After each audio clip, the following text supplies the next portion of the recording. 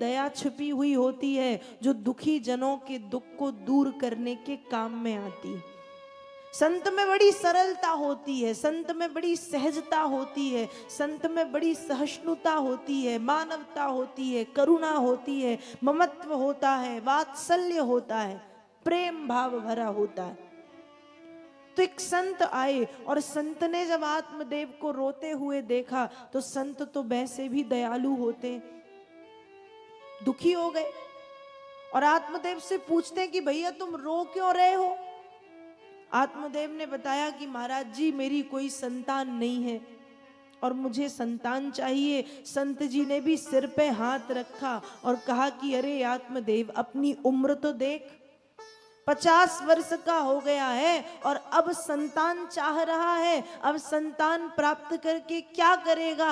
अरे आत्मदेव मेरी बात मान, दिग्जीवतम प्रजाहीनम दिग्ग्रहम च प्रजाम बिना दिग्धनम चानपत्यस्य दिक्कुलम संततिम बिना।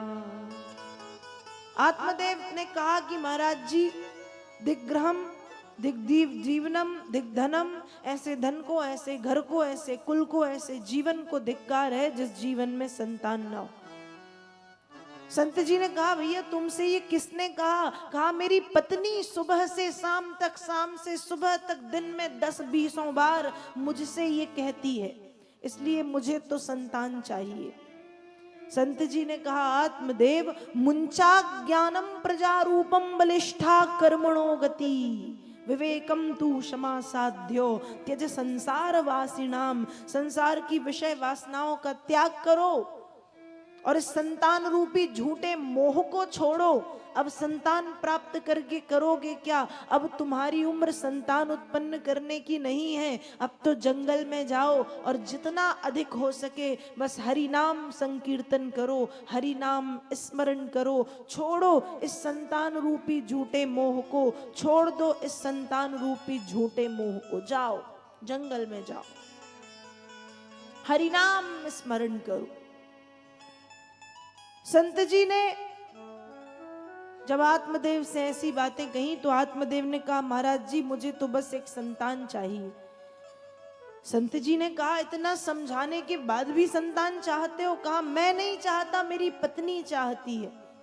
यदि मैं आज नहीं मरूंगा तो वो मुझे ताने दे दे के मार देगी। दिन रात कहती है तुम्हारे कुल को धिक्कार है, तुम्हारे धन को धिक्कार है, तुम्हारे घर को धिक्कार है, तुम्हारे जीवन को धिक्कार है। ये सुन सुन के मैं थक गया हूँ। इसलिए महाराज जी या तो आप मुझे संतान प्राप्ति का कोई उपाय बता दें, नहीं तो मुझे मर जाने दें। अब संत का हृदय बड़ा कोमल, तो संत जी को आ गई दया और संत जी ने आत्मदेव को एक फल दे दिया और कहा कि आत्मदेव ये फल अपनी पत्नी को खिला देना और अपनी पत्नी से कहना यदि सुंदर, बुद्धिमान, गुणवान, धनवान, ऐश्वर्यवान, कीर्तिवान, माता पिता का सेवक और आज्ञाकारी संतान चाहिए है तो तुम्हारी पत्नी 1 वर्ष तक इन 5 नियमों का पालन करे। आत्मदेव बड़े प्रसन्न हुए, फल लेके पत्नी के पास पहुंचे। संत जी ने कहा था फल पत्नी को खिला देना, और खिला देने का मतलब होता है अपने सामने अपने हाथों से खिला देना। और आत्मदेव फल लेके आए, पत्नी के हाथों में फल दिया और कहा खा लेना। और खा लेना का मतलब होता है आज खा लेना, कल खा लेना और नहीं खाना हो तो मत खाना। संत ने कहा था खिला देना, आत्मदेव ने फल देके कहा खा लेना और 5 नियम बताए। पहला नियम बताया कि यदि अच्छी संतान चाहिए है तो 1 वर्ष तक झूठ मत बोलना, 1 वर्ष तक एक समय भोजन करना, 1 वर्ष तक पवित्रता रखना, 1 वर्ष तक दया दान करना और 1 वर्ष तक जाप करना। ये 5 नियम धुंधली को बता दिए। अब धुंधली बड़ी सोच विचार में डूब गई।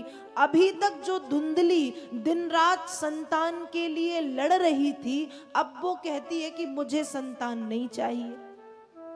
जैसा कि मैंने आपको बताया कि धुंधली का मतलब ही होता है दुधा वृत्ति। च धुंधली, जिसकी दो वृत्तियां हो, जिसके दो स्वभाव हो, जिसका मन दो प्रकार की बातें करे, जो चाहती है और नहीं भी चाहती, जिसे करना है और नहीं भी करना, उसका नाम है धुंधली। तो दुधावृत्ति दो वृत्तियां हैं जिसकी, वो है धुंधली। धुंधली कहती है अभी तक संतान चाहिए थी, लेकिन संतान प्राप्ति का जब रास्ता मिला तो कहती है मुझे संतान नहीं चाहिए। अरे मैं संतान प्राप्त करके करूंगी क्या? और कहती है ऊपर से ये 5 नियम, दिन में मैं 100 बार झूठ बोलती हूं, 1 वर्ष तक झूठ नहीं बोलना, झूठ के बिना मैं रह कैसे पाऊंगी? कहा दिन में 4 बार खाती हूं, 3 बार घटा के 1 बार कर दिया, यदि 1 आध बार बढ़ा देते तो ज्यादा अच्छा रहता। अरे जाप करते मुझसे बनता नहीं, जाप करते समय तो मुझे नींद आती है, पवित्रता मैं रख नहीं सकती, और दान मैं सिर्फ दान लेना जानती हूं, दे तो सकती नहीं। ऐसी धुंधली मन में सोचती है। और ऐसे सोचते सोचते जब आत्मदेव घर पे नहीं थे तो धुंधली ने वह फल गौ माता को खिला दिया।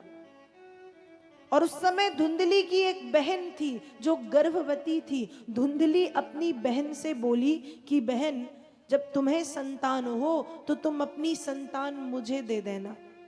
बहन ने भी कह दिया ठीक है। अब बहन की पहले से ही 3-4 संतानें थी और स्थिति बड़ी गरीबी परिस्थिति थी, तो बहन ने कहा ठीक है मैं संतान तुम्हें दे दूंगी। धुंधली ने कहा बदले में मुझसे धन ले लेना। ठीक 9 महीने तक धुंधली ने गर्भवती होने का दिखावा किया, और जब 9 महीने के बाद बहन ने पुत्र को जन्म दिया तो धुंधली ने आत्मदेव से कहा कि मैंने बेटे को जन्म दिया है, ये मेरा बेटा है, इसलिए इसका नाम भी मैं रखूंगी। आत्मदेव ने कहा ठीक है तो नाम तुम रख दो, क्या रखोगी नाम? तो धुंधली बोली मेरा नाम है धुंधली और मेरा बेटा आज से कहलाएगा धुंधकारी। मैं धुंधली और ये धुंधकारी। आत्मदेव भी सोच में पड़ गए कि पहले से धुंधली मतलब अज्ञान और ये आ गया धुंधकारी, अंधकार और अज्ञान दोनों। ठीक है धुंधकारी नाम रखा। जो फल गौ माता को खिलाया था उससे गौ माता ने भी एक संतान को जन्म दिया, लेकिन गाय से बछड़ा नहीं हुआ। गाय ने बछिया बछड़े को जन्म नहीं दिया, गाय ने एक पुत्र को जन्म दिया जिसका सारा शरीर मनुष्य की तरह था, केवल कान गैया की तरह थे, गाय की तरह थे, इसलिए उसका नाम रखा गया गौकर्ण। और गौकर्ण का नामकरण किया आत्मदेव ने। यहां गौकर्ण जब थोड़े बड़े हुए तो आत्मदेव ने गौकर्ण जी को शिक्षा प्राप्ति के लिए काशी भेज दिया। गौकर्ण चले गए काशी। अब जब गौकर्ण काशी गए, यहां जो धुंधकारी है, जब धुंधकारी कुछ बड़ा हुआ तो धुंधकारी ने बड़े बड़े पाप करना प्रारंभ कर दिए। प्रतिदिन ये पाप करने लगा। थोड़ा सा बड़ा हुआ, छोटे छोटे से बच्चों को माताओं से खिलाने के लिए लेता और खिलाने के बहाने कुएं में फेंक देता। बुजुर्गों का हाथ पकड़ के कुएं के सामने ले जाता और धक्का दे देता। थोड़ा सा और बड़ा हुआ तो उसने चोरी करना शुरू कर दिया, फिर माँ को मारना पीटना प्रारंभ कर दिया। और एक दिन की बात है, धुंधली ने धुंधकारी से परेशान होके कुएं में कूद करके आत्महत्या कर ली। धुंधली मारी गई। उसी समय गौकर्ण जी काशी से शिक्षा प्राप्त करके लौटे, और जब गौकर्ण काशी से लौटे अपने पिता से मिले, पिता ने धुंधकारी की सारी बातें बताई। उस समय गौकर्ण ने कहा कि पिताजी, माताजी तो चली गई हैं और अब आपका जीवन भी गृहस्थ में रहने का नहीं बचा, इसलिए अब आप इस गृहस्थी रूपी अंधेरे कुएं का त्याग करो और जंगल में जाके भगवान नाम भजन करो। आत्मदेव ने अपने बेटे गौकर्ण की बात मानी, घर छोड़ के जंगल में जाके भजन करने लगे। यहाँ गौकर्ण फिर से काशी चले गए अपनी शिक्षा पूरी करने। अब यहाँ घर पे बचा केवल धुंधकारी अकेला। और जब ये धुंधकारी अकेला बचा तो ये 5 वैश्याओं के चक्कर में पड़ गया। और ये 5 वैश्याएं प्रतिदिन नई नई मांग करती थी। कोई कहती थी चूड़ी लाओ, कोई कहती थी बिंदी लाओ, कोई कहती थी मीठा लाओ, कोई कहती थी साड़ी लाओ, कोई कहती थी फल लाओ, कोई कहती थी गजरा लाओ, कोई कहती थी श्रृंगार सामग्री लाओ। 5 वैश्याओं के चक्कर में पड़ गया और 5 की मांग पूर्ति के लिए ये प्रतिदिन एक नई चोरी करने लगा। और एक दिन की बात है, एक दिन धुंधकारी ने एक राजा के यहाँ बहुत बड़ी चोरी की। और जब बहुत बड़ी चोरी की, सारा धन लाके वैश्याओं को दिया। वैश्याओं को जब सारे धन की प्राप्ति हुई तो वैश्याएं खुश तो बहुत हो गई, लेकिन मन में सोचती हैं कि यदि ये पकड़ा गया तो हम भी पकड़े जाएंगे, हम नहीं बचने वाले। यदि ये पकड़ा गया तो हम भी पकड़े जाएंगे। इसलिए वैश्याओं ने मन में योजना बनाई, धुंधकारी के लिए अच्छा सा भोजन बनाया, उसे अपने हाथों से भोजन कराया, धुंधकारी के हाथ पैर दबा के सेवा करने लगी। जब धुंधकारी गहरी नींद में सो गया तो जिन गर्म लकड़ियों से भोजन पकाया था, उन्हीं गर्म लकड़ियों को निकाल निकाल के धुंधकारी को मारना प्रारंभ किया और धुंधकारी की हत्या करके 5 वैश्याएं सारा धन लेकर के भाग गईं। अब धुंधकारी मारा गया और मृत्यु के बाद धुंधकारी बन गया प्रेत। भागवत में वेद व्यास जी लिखते हैं, धुंधकारी महाप्रेता धुंधकारी महाखला। धुंधकारी प्रेत बन गया, धुंधकारी प्रेत योनि को प्राप्त करता है। कुछ समय के बाद जब गौकर्ण काशी से शिक्षा प्राप्ति करके लौटे तो गौकर्ण जी महाराज जानते हैं कि माँ मर चुकी है, पिता जंगल में है, पर ये नहीं पता था कि मेरा भाई भी मर चुका है। सोच रहे हैं कि मेरा भाई बस यहीं कहीं घूम रहा होगा आसपास। इतने में रात्रि में जब गौकर्ण विश्राम करने लगे, अचानक इनके सामने कहीं भैंस आके खड़ी हो जाती, कहीं पहाड़ आके बनने लगते, कहीं अनेक प्रकार की आवाजें आती। गौकर्ण समझ गए कि अवश्य ही यहाँ कोई प्रेत बाधा है। अंजलि में जल लिया, गायत्री मंत्र का जाप किया, अभिमंत्रित करके वह जल उस स्थान पर डाला और कहा कि बता तू कौन है। तुरंत धुंधकारी बोला कि भैया मैं धुंधकारी हूं। मैंने अपने जीवन में इतने बड़े बड़े पाप किए थे कि उन पापों के कारण मैं मारा गया और मरने के बाद मेरी ये दुर्गति हुई कि मैं प्रेत बन गया। भैया मैं बहुत कष्ट में हूं, मुझे इस प्रेत योनि से मुक्त कराओ, मुझे इस प्रेत योनि से मुक्त कराओ। गौकर्ण ने जब अपने भाई की इस स्थिति को देखा, सारी रात नींद नहीं आई। सुबह होते ही नित्य क्रियाएं की, पूजन पाठ किया और भगवान सूर्य नारायण के रथ को गौकर्ण जी रोकते हैं। उस समय सूर्य नारायण ने कहा कि गौकर्ण आज ऐसी कौन सी आपत्ति आ गई कि आपने मेरे रथ को रोक लिया। उस समय गौकर्ण ने बताया कि भगवान मेरा भाई धुंधकारी, जिसने अपने जीवन में केवल पाप ही पाप किए हैं और उन्हीं पापों के कारण वह मारा गया और मरने के बाद उसे प्रेत योनि मिली है। वो बहुत कष्ट में है, प्रेत योनि में बहुत पीड़ा में है वो। तो भगवान आप कृपा करें, मेरे भाई के कल्याण का मार्ग बता दें। उस समय सूर्य नारायण कहते हैं कि हे गौकर्ण, यदि तुम अपने भाई का कल्याण चाहते हो तो श्रीमद् भागवत जी का अनुष्ठान कराओ और भागवत की कथा उसे सुनाओ। सूर्य नारायण की बात सुनते ही गौकर्ण ने श्रीमद् भागवत का अनुष्ठान कराया। श्रीमद् भागवत की कथा प्रारंभ हुई। अब जो ये प्रेत होते हैं, ये किसी आसन पे, किसी सोफे पे, किसी पलंग पे, किसी कुर्सी पे, किसी दरी वरी पे, चटाई पे नहीं बैठ सकते। ये प्रेत वृक्षों में रहते हैं। तो कहा कि अनुष्ठान तो प्रारंभ हो गया, पर धुंधकारी बैठेगा कहाँ? इसलिए 7 गांठ वाला एक बांस वहां पर गाड़ा गया। उस बांस के ऊपर धुंधकारी आकर के बैठता है। पहले दिन की कथा में पहली गांठ खुली, दूसरे दिन की कथा में दूसरी, तीसरे दिन की कथा में तीसरी, चौथे दिन की कथा में चौथी, पांचवें दिन की कथा में पांचवी, छठवें दिन की कथा में छठवीं और 7वें दिन की कथा में 7वीं गांठ खुल गई। 7 गांठें खुल गईं और जब 7वां दिन आया, धुंधकारी ने कथा सुनी और अंतिम दिन धुंधकारी को लेने के लिए भगवान श्री कृष्ण श्री हरि के पार्षद आते हैं। और श्री हरि के पार्षद लेने के लिए आए। जब धुंधकारी जाने लगा तो धुंधकारी का जो स्वरूप था बिल्कुल बदल गया। वो तो प्रेत बन गया था, लेकिन जब वो भगवत धाम को जाता है तो उसने ऐसा लग रहा है मानो साक्षात कृष्ण आए हों और जा रहे हों।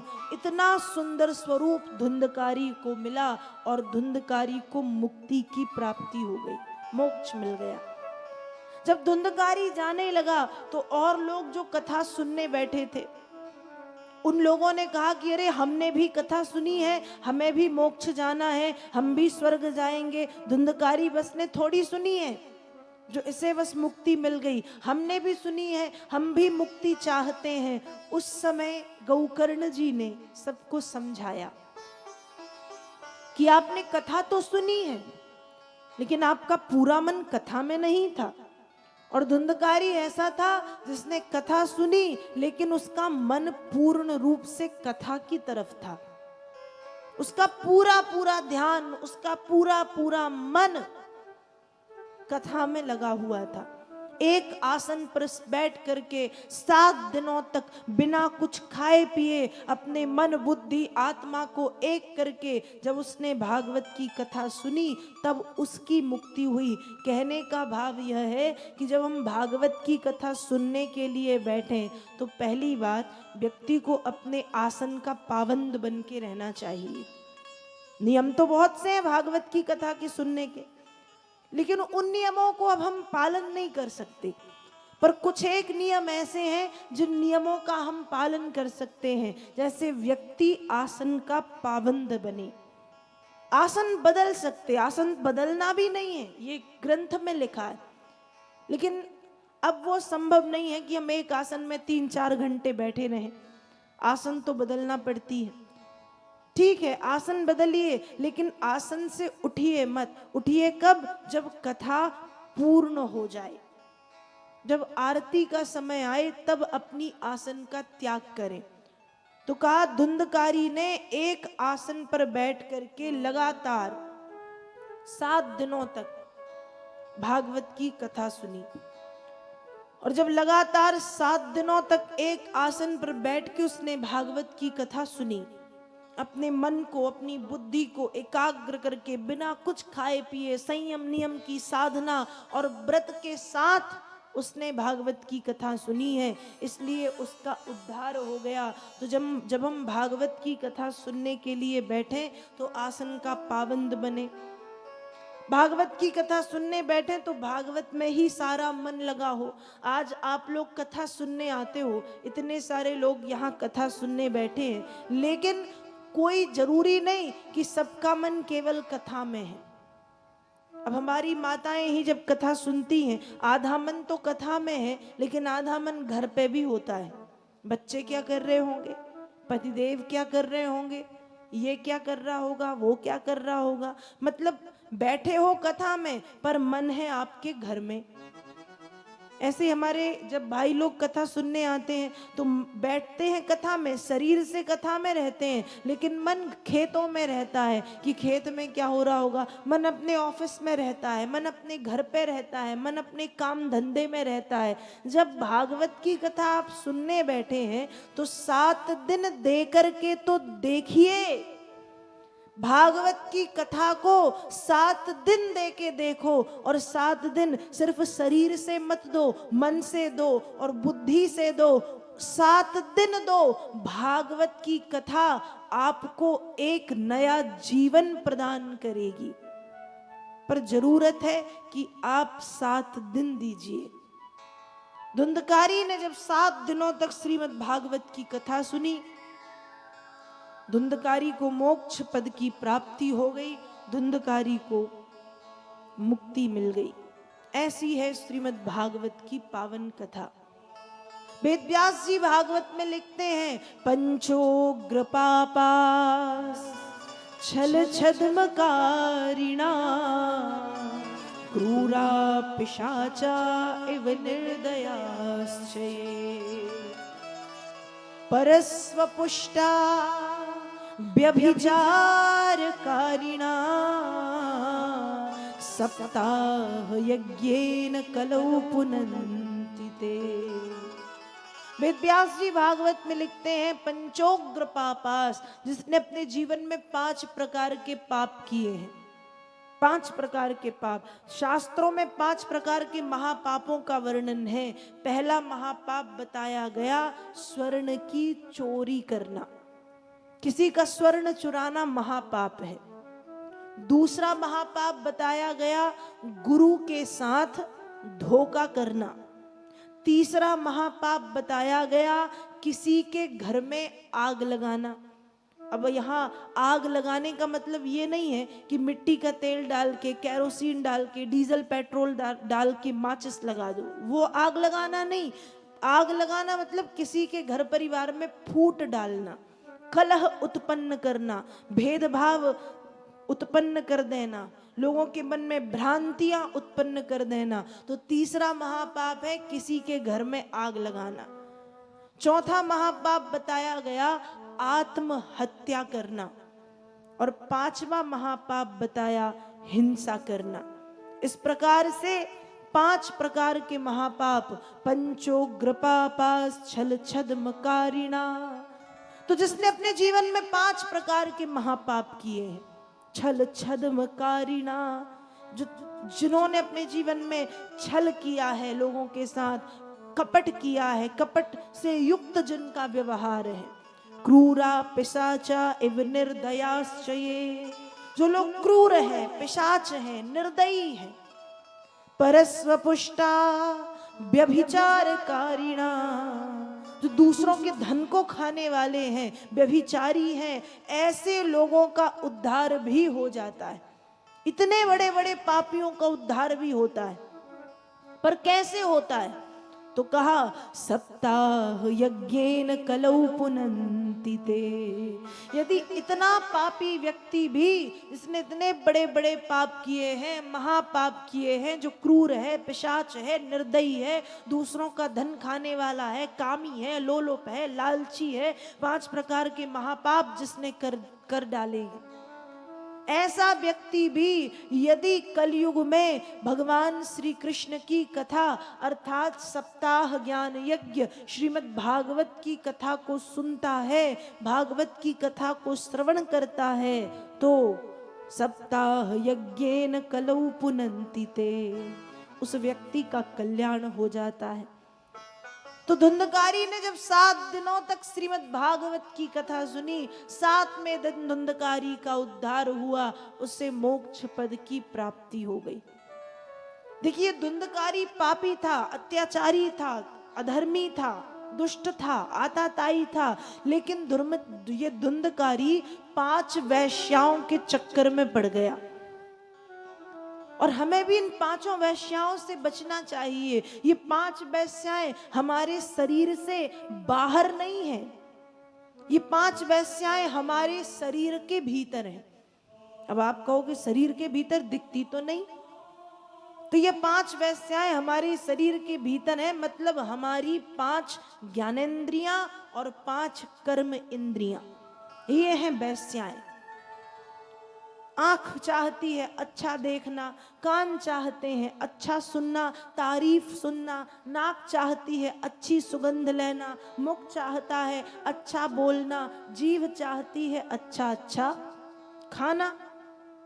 ये 5 वेश्याएं प्रतिदिन मनुष्य से कोई नई नई मांग करती हैं, तो इनको मनुष्य को चाहिए कि इन 5 को मनुष्य अपने वश में रखे।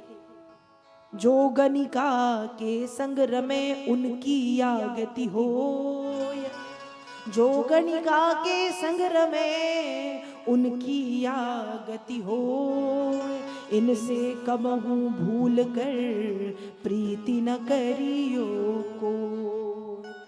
इनसे बचना चाहिए। हमारे शरीर में 5 ज्ञानेंद्रियां हैं, 5 कर्म इंद्रियां हैं, और इन 10 इंद्रियों का राजा है मन। गीता में भगवान कृष्ण गीता के दूसरे अध्याय के 60वें श्लोक में अर्जुन को समझाते हुए कहते हैं, यततो यपि कौन्तेयो पुरुषस्य विपश्चितः इंद्रियाणि प्रमाथीनि हरन्ति प्रसभं मना। भगवान कृष्ण ने अर्जुन से कहा कि हे अर्जुन, जिस प्रकार से दही हम सब जानते हैं, जिस प्रकार से दही को मथानी से मथने पर वो क्या बनता है, बताओ। माताएं ये काम लगभग रोज अपने रसोई में करती। बताइए, दही को मथानी से मथोगे तो क्या बनेगा, क्या बनता है? पता है माताओं को कि नहीं पता? पता है पर बोलती नहीं है। दही को मथानी से मथने पर वो मही में, मतलब छाछ में, मट्ठे में परिवर्तित हो जाता है। मट्ठा तो जानते हो ना आप लोग, छाछ। अब आप क्या कुछ और कहते हो तो मुझे नहीं पता। जिस प्रकार से दही को मथानी से मथने पर वो मट्ठे में, छाछ में परिवर्तित हो जाता है, उसी प्रकार से जब हमारी ये शरीर की 10 इंद्रियां अपनी मथानी से हमारे इस अच्छे मन को मथती हैं, तो ये अच्छा मन भी बुरा बन जाता है। इंद्रियां इतनी भयंकर है, इतनी दुष्ट हैं ये इंद्रियां। एक बार की बात है, वेद व्यास जी ने जब श्रीमद् भागवत की रचना की, तो वेद व्यास जी के एक बहुत परम शिष्य थे जिनका नाम था जैमिनी। वेद व्यास जी ने अपने शिष्य जैमिनी को बुलाया और जैमिनी से कहा कि जैमिनी, मैंने ये ग्रंथ लिखा है। जैमिनी ने कहा, तो बाबा जी बहुत अच्छी बात है, मुझे आज्ञा दे, मैं क्या करूं? कहा, जैमिनी तुम्हें कुछ नहीं करना, इस ग्रंथ को अपने आश्रम में ले जाओ, रात में पढ़ो, समझो, देखो कि कहीं इस ग्रंथ में मैंने कोई गलती तो नहीं कर दी। जैमिनी ने कहा ठीक है। रात्रि में जैमिनी उस ग्रंथ को अपने आश्रम में लाए, खूब अच्छे से पढ़ा, समझा, देखा।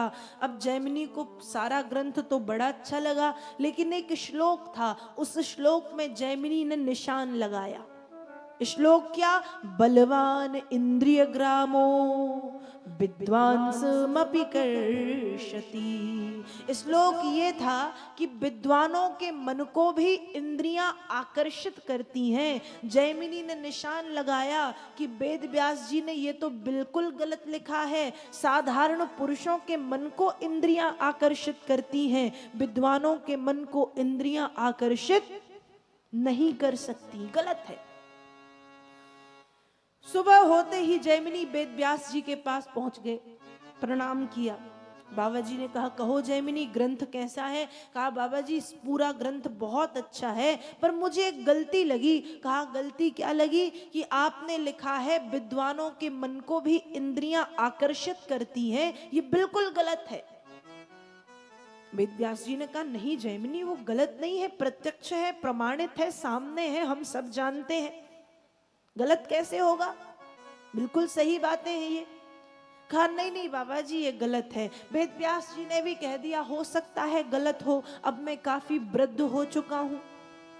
और बाबा जी ने मन में सोचा कि जैमिनी को बताना है कैसे विद्वानों के मन को इंद्रियां आकर्षित करती हैं। शाम को जब जैमिनी अपने घर जाने लगे, मार्ग में जोर से वर्षा होने लगी। मार्ग में एक सुंदर मंदिर था, उस मंदिर में एक बहुत सुंदर देवी खड़ी थी। जैमिनी उस देवी से पूछते हैं कि देवी जी, क्या इस मंदिर में मैं रात्रि भर विश्राम कर सकता हूं? देवी ने कहा बिल्कुल, भगवान का मंदिर है, पूछने की क्या बात, रुक सकते हैं आप। जैमिनी रात में मंदिर में तो रुक गए, लेकिन मन में रात में ऐसा कुछ हुआ कि जैमिनी उस देवी के जाकर के दरवाजे खटखटाते। अब देवी ने दरवाजे खोले, क्या बात है? जैमिनी आधी रात में कहते हैं देवी आप हमसे विवाह कर लो। देवी ने कहा ठीक, कर लेती हूं, पर मेरे पिताजी की एक शर्त है। कहा शर्त क्या? मेरे पिताजी मेरा विवाह उसके साथ करेंगे जो घोड़ा बने और अपने कंधे पर बिठाल के मुझे जगदम्बा के मंदिर तक ले जाए। अब जैमिनी ने कहा रात्रि का समय है, कौन देख रहा। जैमिनी घोड़ा बन गए। कहा ठीक। कहा ये तो पिताजी की शर्त थी, मेरी भी एक शर्त है। आपकी शर्त क्या? कहा घोड़ा तो बने, अपने मुंह में काला रंग लगवाए, मैं उससे विवाह करूंगी। जैमिनी घोड़ा बन गए, मुंह में काला रंग लगाया, कंधे पे उस देवी को बिठाल करके पहुंच गए मंदिर। अब जब मंदिर पहुंचे तो मंदिर के भीतर वेद व्यास जी आसन लगा करके बैठे हुए थे। वो देवी वेद व्यास जी की रची हुई एक माया थी, तुरंत वहां से अंतर्धान हो गई। जैमिनी ने जैसे ही वेद व्यास जी को देखा, साष्टांग चरणों में लेट गए। बाबा जी आपने बिल्कुल ठीक लिखा है कि बड़े बड़े विद्वानों के मन को भी इंद्रियां आकर्षित कर लेती हैं। बाबा जी ने कहा नहीं नहीं जैमिनी, मैंने बिल्कुल गलत लिखा है। कहा बाबा जी मुझे क्षमा कर दो, आपने बिल्कुल सही लिखा है। कहा नहीं मैंने गलत लिखा है। कहा नहीं, आपने बिल्कुल सही लिखा है। वेद व्यास जी ने कहा अरे पागल, मुझे तो ये भी लिखना था कि बड़े बड़े विद्वानों के मन को आकर्षित तो करती ही हैं, उन्हें घोड़ा बना देती हैं और उनके मुंह में काला रंग पुतवा देती हैं। इतनी भयंकर होती हैं हमारे शरीर की ये 10 इंद्रियां, 5 ज्ञानेंद्रियां और 5 कर्म इंद्रियां। इसलिए कहा गया जो गणिका के संग रमे उनकी या गति होय, इनसे कबहू भूल कर प्रीति न करियो को। जो इन इंद्रियों के चक्कर में पड़ जाता है उनकी दुर्गति हो जाती। इंद्रियों का राजा है मन, और मन को चाहिए कि मन इन इंद्रियों को अपने वश में रखे, लेकिन इंद्रियां भयंकर हैं, ये मन को अपने वश में कर लेती हैं। मन को चाहिए कि इंद्रियों को अपने वश में रखे, और वो संभव कैसे है? वो संभव है प्रभु के नाम के संकीर्तन से, वो संभव है भगवान नाम भजन से, वो संभव है आराध्य की आराधना और इष्ट की साधना से। मन इंद्रियों को अपने वश में करने के योग्य बन जाता है। इस तरह से श्रीमद् भागवत महापुराण में वेद व्यास जी महाराज धुंधकारी की पावन कथा का वर्णन करते हैं कि धुंधकारी ने अपने जीवन में बहुत बड़े बड़े पाप किए, अंत में मृत्यु हुई। मृत्यु के बाद प्रेत योनि मिली, और प्रेत योनि के बाद धुंधकारी मोक्ष का अधिकारी बनता है भगवत कथा श्रवण करके। तो मैंने आपको कल भी बताया कि जो भागवत की कथा है ये कोई साधारण कथा नहीं है, ये कोई पोथी नहीं है, ये कोई ग्रंथ नहीं है, ये कोई पुस्तक नहीं है। इसे पुस्तक समझने की भूल मत करना। भागवत क्या है कल भी बताया, तेने अम्बांगमयी मूर्ति प्रत्यक्षा वर्तते हरि, सेवनात् श्रवणात् पाठाद दर्शनात् पापनाशिनी। ये भागवत साक्षात भगवान कृष्ण का वाणी रूपी विग्रह है। भागवत के रूप में साक्षात भगवान कृष्ण शब्द ब्रह्म के रूप में बैठे हैं। इसलिए इस कथा का सेवन यदि किया जाए, सेवन का अर्थ होता है इस कथा को यदि आचरण में उतार लिया जाए। सेवनात्, श्रवणात्, इस कथा को कानों से सुन लिया जाए, और सुनते ना बने तो पाठाद, इस कथा को पढ़ लिया जाए, और जब आचरण में उतारते ना बने, सुनते ना बने, पढ़ते ना बने तो दर्शनात् पापनाशनी, भागवत जी का दूर से दर्शन मात्र व्यक्ति के पापों को नष्ट कर देता है। इसलिए जब आप कथा सुनने आओ तो दूर से भागवत जी को प्रणाम अवश्य करो, क्योंकि यहाँ भागवत जी के रूप में साक्षात श्री कृष्ण शब्द ब्रह्म के रूप में बैठे हुए हैं। इसलिए जब पंडाल में आप आते हैं तो यदि आपको यहाँ तक आने के लिए नहीं मिलता, कोई बात नहीं, आप अपनी जगह से ही भागवत जी को अवश्य प्रणाम करें, क्योंकि आप शब्द ब्रह्म के रूप में जो कृष्ण यहाँ पर विराजमान हैं, उन कृष्ण की छत्र छाया में बैठे हुए। तो भागवत शब्द ब्रह्म है, कृष्ण स्वयं वाणी रूप में भागवत में विराजमान है। इसलिए भागवत जी को एक साधारण पुस्तक, एक पोथी, एक ग्रंथ समझने की भूल नहीं करना। ये ग्रंथ है, ये पुराण है, लेकिन ये कोई साधारण ग्रंथ नहीं है, साक्षात कृष्ण का वांग्मय विग्रह है। तो अब एक बार जय श्री कृष्ण तो बोलना ही पड़ेगा। बोलिए श्री राधा कृष्ण भगवान की जय, श्री वृंदावन बिहारी लाल की जय। आगे श्रीमद् भागवत महापुराण में भागवत जी के प्रथम स्कंद में, प्रथम स्कंद के प्रथम अध्याय में श्री सूत जी महाराज से सौनकादिक ऋषियों ने 6 प्रश्न किए। 6 प्रश्न, इसलिए भागवत के प्रथम स्कंद को प्रश्न अध्याय कहते हैं। फिर भागवत के प्रथम स्कंद में ही भगवान के विराट स्वरूप की कथा और भगवान के 23 अवतारों की कथा का वर्णन वेद व्यास जी करते हैं। और आगे वेद व्यास जी लिखते हैं कि भागवत जी का जो बीजांकुरण है वो महाभारत नामक महान ग्रंथ से हुआ है। और महाभारत नामक महान ग्रंथ में माता कुंती ने एक प्रमुख भूमिका का निर्वहन किया, एक मुख्य भूमिका निभाई। तो कुंती कौन थी? कुंती कौन थी? सूरसेन की बेटी थी जिनका नाम था प्रथा। सूरसेन की बेटी का नाम था प्रथा, और सूरसेन के मित्र थे जिनका नाम था कुंती भोज, जिनकी कोई संतान नहीं थी। इसलिए अपने मित्र सूरसेन की बेटी प्रथा को इन्होंने गोद लिया। पोष्य पिता के घर आई, इसलिए प्रथा से नाम हो गया कुंती। एक समय कुंती भोज के यहां महर्षि दुर्वासा का आगमन हुआ। जब महर्षि दुर्वासा आए उस समय देवी कुंती ने महर्षि दुर्वासा का खूब स्वागत किया, सेवा की, शुश्रूषा की।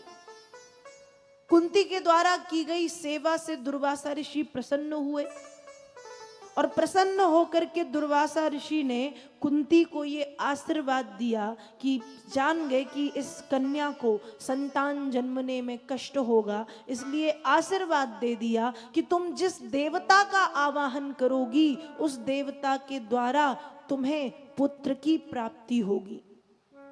इसी बीच कुंती का विवाह हुआ पांडु के साथ, और जब कुंती का विवाह पांडु के साथ हुआ, पांडु ने माद्री नाम की एक और कन्या से विवाह किया, और पांडु को श्राप मिला। उस समय कुंती और माद्री को लेकर के पांडु जंगल में चले आए। जब पांडु जंगल में चले आए कुंती और माद्री के साथ, उस समय पांडु के कहने पर देवी कुंती ने सर्वप्रथम धर्मराज का आवाहन किया, जिससे युधिष्ठिर नाम के पुत्र की प्राप्ति हुई। वायु देवता का आवाहन करने पर बलशाली भीम ने जन्म लिया। इंद्र का आवाहन करने पर अर्जुन नाम के पुत्र की प्राप्ति हुई। इसी बीच माद्री ने भी 2 पुत्रों को जन्म दिया, जिनका नाम था नकुल और सहदेव। पांडु मृत्यु को प्राप्त हुए और पांडु के साथ उनकी छोटी रानी माद्री भी सती हो गई। अब जब माद्री सती हो गई, तब देवी कुंती ने 5 पुत्रों का पालन और पोषण बड़े सुंदर रूप से किया। युधिष्ठिर, भीम, अर्जुन, नकुल और सहदेव, 3 बेटे कुंती के, 2 बेटे माद्री के, 5 पुत्रों का पालन पोषण सुव्यवस्थित और अनुशासित ढंग से कुंती ने करना प्रारंभ किया। तो 5 यशस्वी पुत्रों की माता का नाम था कुंती। भगवान श्री कृष्ण की बुआ का नाम था कुंती।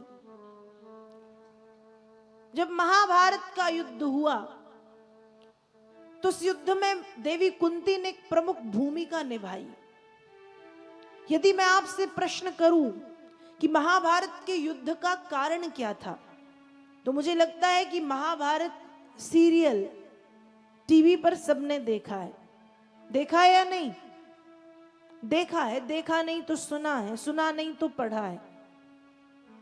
किसी ना किसी रूप में महाभारत का थोड़ा थोड़ा ज्ञान सबको है या नहीं है? अब मैं आपसे यदि प्रश्न करूं कि महाभारत के युद्ध का कारण क्या था, तो आप क्या कहोगे? आपका उत्तर क्या होगा? यदि मैं आपसे पूछूं कि महाभारत के युद्ध का कारण क्या था, तो सभी के उत्तर कुछ अलग होंगे। ज्यादातर लोग कहेंगे युद्ध का कारण थी द्रौपदी, कुछ लोग कहेंगे युद्ध का कारण था राज्य, कुछ लोग कहेंगे युद्ध का कारण था दुर्योधन, कुछ कहेंगे कृष्ण, कुछ कहेंगे अर्जुन, कुछ कहेंगे भीष्म पितामह, कुछ कहेंगे कुछ तो कुछ कहेंगे कुछ।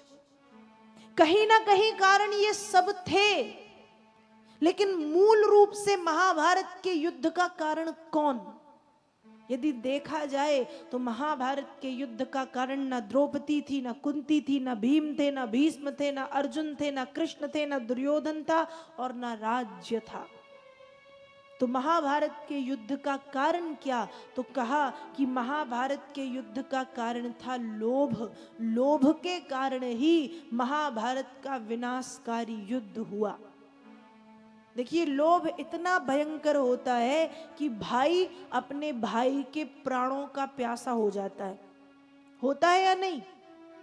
पेपर में, टीवी चैनल में रोज रोज हम देखते हैं, रोज रोज पढ़ते हैं कि किसी बेटे ने अपने पिता की हत्या कर दी 2 फुट जमीन के लिए। किसी भाई ने 2-4 फुट जमीन के लिए अपनी भाई पर गोलियां चला दी, तलवारें चल गई। किसी बहन ने अपनी बहन को मार दिया। ये सब क्यों होता है? लोभ के कारण।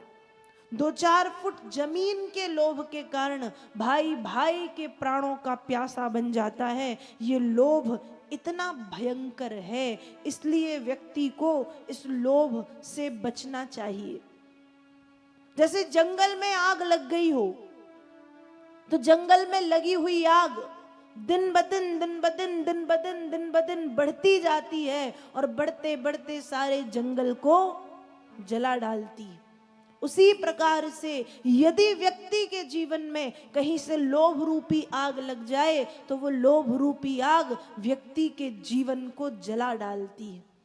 लोभ बढ़ता जाता है। कैसे बढ़ता है? देखिए, जो 10, 20, 50 भये, 100 होए हजारन लाख मंगेगी, कोटि अरब खरब असंख, पृथ्वी पति होने की चाह जगेगी।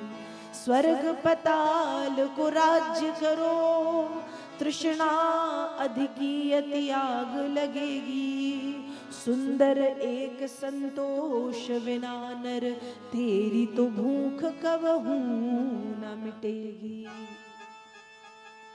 यदि आज हमारे पास 10 रुपए हैं तो आप चाहते क्या हो? 10 के बढ़ाते हो या 10 के घटाते हो?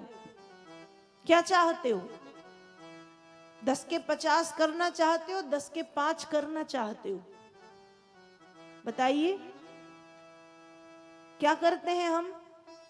10 के 50 हो जाएं, 5 ना हो, फिर 50 के 100 हो जाएं, फिर 100 के 1000 हो, 1000 के लाख, लाख के करोड़, करोड़ के अरब, अरब के खरब, खरब के संख, संख के असंख्य, असंख्यपति बन गए, फिर भी मन में संतुष्टि नहीं। अब मन चाह रहा है कि काश हम पृथ्वी के राजा और बन जाएं। चलो भैया, प्रभु की कृपा हुई, आप पृथ्वी के राजा भी बन गए, अब भी संतुष्टि नहीं। अब मन कहता है कि जब पृथ्वी के राजा बन गए तो स्वर्ग की ओर बन जाएं। चलो स्वर्ग के राजा भी बन गए, फिर भी संतुष्टि नहीं। मन कहता है कि जब स्वर्ग के बन गए तो एक बार पाताल के राजा और बन जाएं। हम समाप्त हो जाते हैं, लेकिन हमारा लोभ, हमारी तृष्णा समाप्त नहीं होती। एक प्रसंग आता है छोटा सा। एक सेठ जी थे और सेठ जी का नाम था धनीराम, और जैसा नाम था बिल्कुल इसके उल्टा उनका स्वभाव था। लिखा कि सेठ जी एक बार गए बद्रीनाथ तीर्थ यात्रा में। जब सेठ जी बद्रीनाथ गए तो बद्रीनाथ में देखा कि लोग बड़ा दान पुण्य कर रहे थे। एक दूसरे को देख के लोगों को आता है कि हम भी इससे ज्यादा करें, हम भी इससे ज्यादा करें, और आज तो दिखावे की दुनिया ही है। तो सेठ जी ने देखा कि लोग बड़ा दान पुण्य कर रहे हैं, मैं भी कर दूं। लोग लिखवा रहे हैं 1100, 2100, 3100, सेठ जी ने लिखवा दिया 5100। और पंडित जी से कहा कि बैसाख के महीने में आना। बैसाख मतलब अभी चल रहा है, बैसाख का महीना। तो कहा कि बैसाख के महीने में आना और आकर के ले जाना। पंडित जी ने कहा ठीक है। अब बैसाख का महीना आया। पहले तो सेठ जी घर आए, घर आके पूरी कहानी पत्नी को बताई कि मैंने ऐसा ऐसा कर दिया। सेठ तो कंजूस, इनकी पत्नी महाकंजूस, पति से लड़ने बैठ गई कि सच सच बताओ, दे के तो नहीं आए? कहा नहीं नहीं, दे के नहीं आया हूं, सिर्फ बोल के आया हूं। तो कहा चलो कोई बात नहीं, मैं काम बना दूंगी। अब बैसाख का महीना, पंडित जी आ गए अपनी दान दक्षिणा लेने। और जब पंडित जी अपनी दान दक्षिणा लेने के लिए आए तो पूछते हैं कि सेठ धनीराम का घर यही है? पत्नी ने कहा हाँ यही है, कुछ काम था? कहा हाँ, उन्होंने 5100 रुपये लिखवाए थे, वो लेने आए हैं। कहाँ है? अब पत्नी कहती है कि वो तो मर गए। कहा कब मर गए? कहा बस अभी 20 मिनट हुआ उन्हें मरे। पंडित जी भी वहीं बैठ के रह गए कि भैया बड़ा भला आदमी था, कैसे मर गया। बैठ गए। कहा चलो ठीक है, अब चला ही गया है तो उसकी अंतिम यात्रा में हम शामिल हो जाएं। कंजूसी की भी हद है। 5100 रुपए के चक्कर में अर्थी तक तैयार हो गई। अब अर्थी पे सेठ को लिटा दिया गया। सेठ धनीराम अर्थी पे लेट गए, कंधे भी लोगों ने दे दिए और राम नाम सत्य कहते हुए उन्हें ले गए स्मशान। स्मशान में ले जाकर के चिता पे लिटा दिया। और जब चिता पे लिटाया तब भी नहीं उठे। जब आग लगाने की बारी आई तब धनीराम उठ के बैठ गए और कहते हैं काहे कृपा निधि पीछे पड़े, निज वंश स्वभाव कहाँ बिसरई हो। आपन से जो गयो सो गयो, कछु दान दियो फिर कैसे खपई हो। मोह खुशी है यही रसिया, अब हाथ लगे प्रभु के तरि जई हो। पर धेला न दई हो दया निधि पे, बरुआग चिता की भले जरी जई हो। सेठ धनीराम उठ के बैठ गए और उठ के बैठ के कहते कि पंडित जी क्यों हमारे पीछे पड़े हो। रही दान दक्षिणा की बात तो आज तक जिसका लिया तो वापस नहीं किया, और जिसको देने के लिए कहा तो आज तक नहीं दिया, और आप कुछ भी कर लो आपको भी नहीं देंगे। खुशी की बात तो ये है कि पंडित के हाथ लगेंगे तो तर जाएंगे, मोक्ष मिल जाएगा, स्वर्ग मिल जाएगा, मर जाएंगे, तर जाएंगे, लेकिन एक ढेला नहीं देंगे। आप सोचो कि हम एक पैसा आपको दे दें तो हाथ जोड़ रहे आप चले जाओ, एक पैसा नहीं देंगे। इतने कंजूस, इतने लोभी लोग, पता नहीं धन का क्या करेंगे। मरने के बाद वो सारा धन इसी पृथ्वी पर रखा रह जाता है, कुछ साथ में जाता है।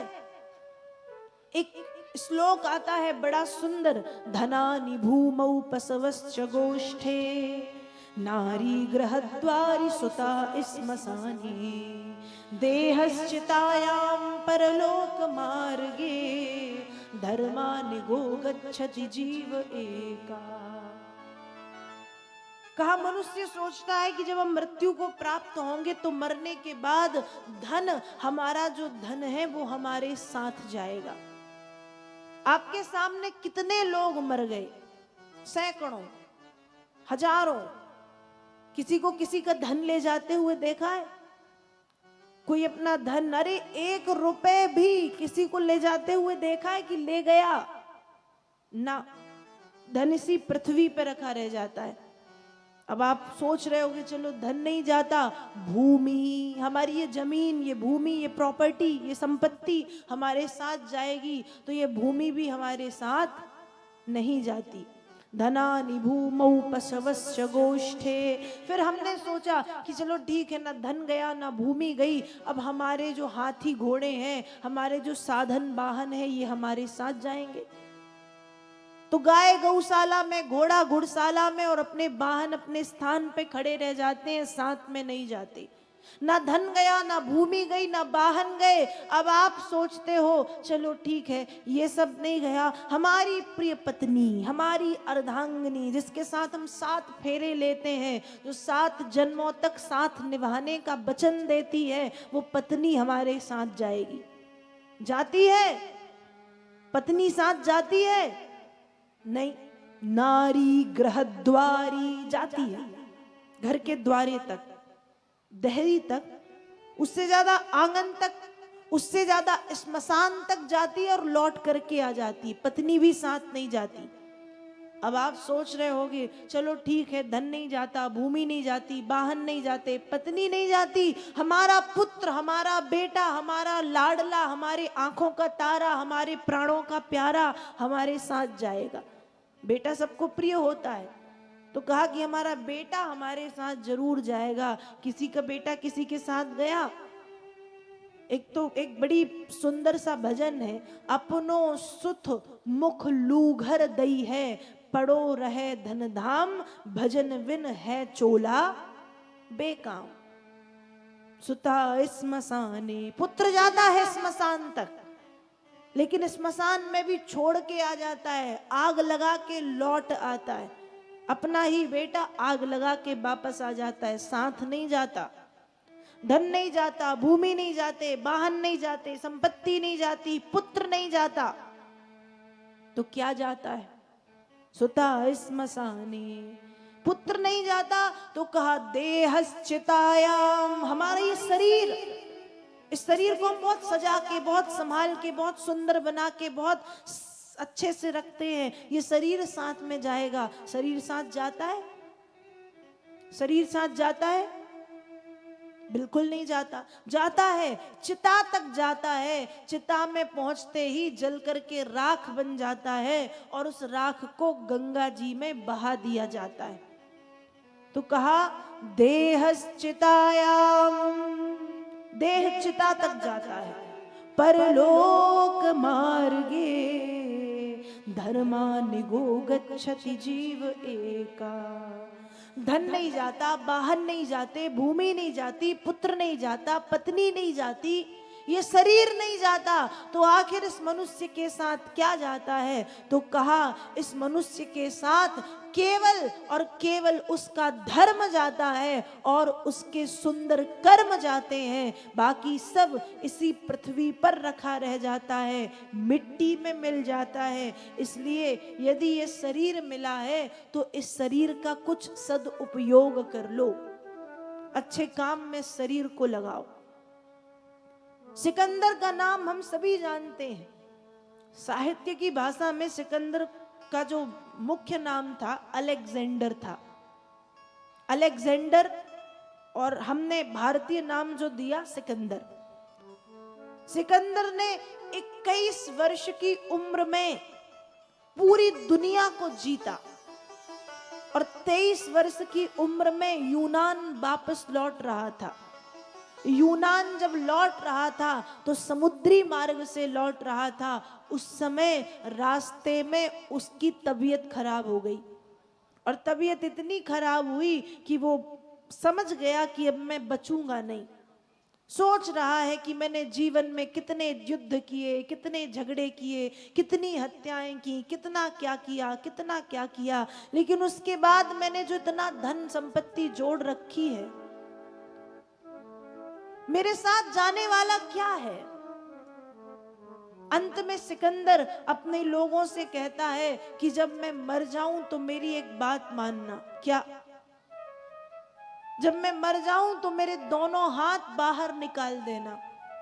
अब यूनान की पद्धति है क्या कि ऊपर से लेके नीचे तक मनुष्य को लपेट देते हैं कपड़े से। मम्मी का नाम सुना होगा आपने, कहते हैं ना मम्मी, मूवी भी आई कई मम्मी। तो मम्मी मतलब ऊपर से नीचे तक कपड़े से लपेट देते हैं। तो लोगों ने कहा कि हमारे यूनान की पद्धति है कि मरने के बाद हाथ क्या, शरीर का नाखून भी बाहर नहीं दिखता। सिकंदर ने कहा मैं जितना कहूं उतना करो। तो लोग पूछते हैं ठीक है, आप हाथ बाहर क्यों निकालना चाहते हो? उस समय लोगों ने कहा कि मैं, जब पूछा कि हाथ बाहर क्यों निकालना चाहते हो, सिकंदर उत्तर देता है मैं ये बताना चाहता हूं कि मैं खाली हाथ आया था और मैं खाली हाथ जा रहा हूं। ना मैं कुछ लाया था और ना मैं कुछ ले जा रहा हूं। इंसान के साथ कुछ नहीं जाता, जाता है तो केवल इसका धर्म जाता है, जाता है तो केवल इसके सुंदर कर्म जाते हैं। बाकी सब इसी पृथ्वी पर रखा रह जाता है, मिट्टी में मिल जाता है, हमारे साथ कुछ भी नहीं जाता। एक बहुत बड़ा राजा था, बहुत लोभी, बड़ा लोभी। एक दिन राजा की पत्नी एक ऋषि के पास पहुंची और ऋषि से कहती है कि महाराज जी, हमारे जो पतिदेव हैं एक बहुत अच्छे राजा हैं, लेकिन उनको लोभ ने जकड़ रखा है, कोई उपाय कीजिए कि वे ज्यादा लोभी ना बने। तो महाराज जी ने कहा ठीक है, मैं कल आऊंगा। महाराज जी पहुंच गए, राजा से मिले, और जब राजा से मिले तो राजा ने बड़ा सम्मान किया। उस समय ऋषि राजा को एक सुई देते हैं, छोटी सी सुई, कपड़े सीने वाली एक सुई दी और कहा कि महाराज मैं तो जा रहा हूं, मतलब मैं जा रहा हूं, आखिरी समय है मेरा एक काम करना। राजा ने कहा बताइए क्या काम करना है? कहा जब आप आओ तो मेरी ये सुई साथ में ले आना। राजा ने तब तो कह दिया हाँ हाँ ले आऊंगा। अब ऋषि चले गए। राजा बहुत सोचता रहा कि मरने के बाद तो मनुष्य के साथ कुछ भी नहीं जाता, फिर मैं ये सुई कैसे लेके जाऊंगा? ऋषि ने मुझसे ये ऐसा क्यों कहा? तुरंत राजा पहुंच गए ऋषि के पास, तुरंत पहुंचे। महाराज जी मरने के बाद तो कोई कुछ भी नहीं ले जाता साथ में, मैं आपकी सुई कैसे लेके आऊंगा? उस समय ऋषि ने कहा कि महाराज मैं भी आपको यही बताना चाह रहा हूं कि सब इसी पृथ्वी पर रखा रह जाता है, इसलिए संग्रह उतना करें जिसका हम उपयोग कर पाए। अधिक संग्रह मत कीजिए, क्योंकि सब इसी पृथ्वी पर रह जाएगा, सब मिट्टी में मिल जाएगा, इसलिए अधिक संग्रह ना करो और लोभ से बचे रहो। तो लोभ बड़ा भयंकर है, लोभ इतना भयंकर है कि एक बार ये लोभ जिसके जीवन में आ जाए तो जैसे जंगल में लगने वाली आग जंगल को जला डालती है, वैसे ही व्यक्ति के जीवन में लगी हुई लोभ रूपी आग व्यक्ति के जीवन को जला डालती है। लोभ से बचना चाहिए। तो महाभारत के विनाशकारी युद्ध का केवल एक कारण था और उस कारण का नाम था लोभ।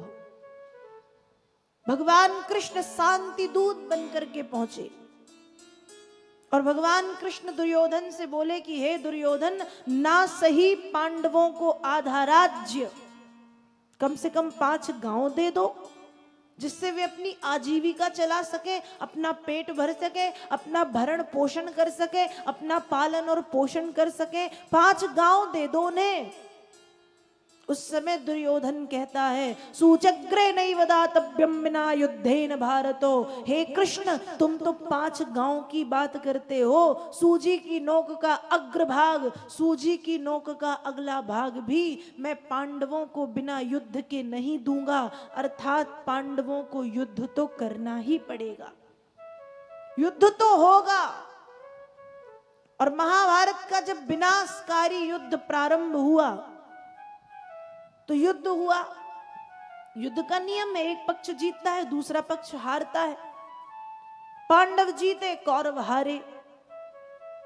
कौरवों का सब कुछ चला गया और पांडवों को भी अपना बहुत कुछ मूल्यवान खोना पड़ा।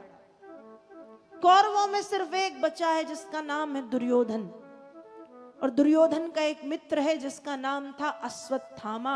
अश्वत्थामा दुर्योधन से कहता है कि दुर्योधन चिंता मत करो, मैं कल ही उन 5 पांडवों के सिर काट के लाकर के तुम्हारे सामने रख दूंगा, तुम चिंता मत करो। और भगवान कृष्ण अश्वत्थामा के इस भाव को समझ गए कि आज रात्रि में ये कुछ गड़बड़ करने वाला है। तो भगवान कृष्ण ने पांडवों से कहा कि भैया, तुम जहां सोते हो आज वहां मत सोना, जगह बदल दो।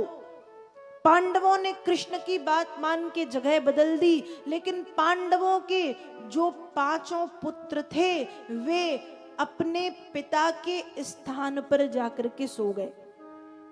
अब 5 पुत्र अपने बिल्कुल पिता के जैसे दिखते थे। युधिष्ठिर का बेटा युधिष्ठिर जैसा, भीम का बेटा भीम जैसा, अर्जुन का बेटा अर्जुन जैसा, नकुल सहदेव के बेटे उनके जैसे, 5 बिल्कुल पिता की तरह। अब अश्वत्थामा पहुंचा, रात्रि का समय था, चेहरे एक से थे, लगा कि पांडव हैं। पांडव समझ के 5 पांडवों के बेटों के सिर काटे और काट करके दुर्योधन के सामने ला करके रख दिए। जैसे ही सिर रखे, दुर्योधन ने सिर दबाए, दबाने पर दब गए। दुर्योधन समझ गया कि ये पांडव नहीं, ये पांडव पुत्र हैं, क्योंकि पांडवों के सिर इतने नाजुक नहीं कि दबाने पर दब जाएं, उनके सिर तो वज्र की तरह कठोर हैं। कहा ये पांडव नहीं है। तुरंत दुर्योधन ने अश्वत्थामा से कहा कि तुमने जघन्य अपराध कर दिया, तुमने बाल हत्या कर दी, तुमने बहुत बड़ा पाप कर दिया, तुमने गलती की है।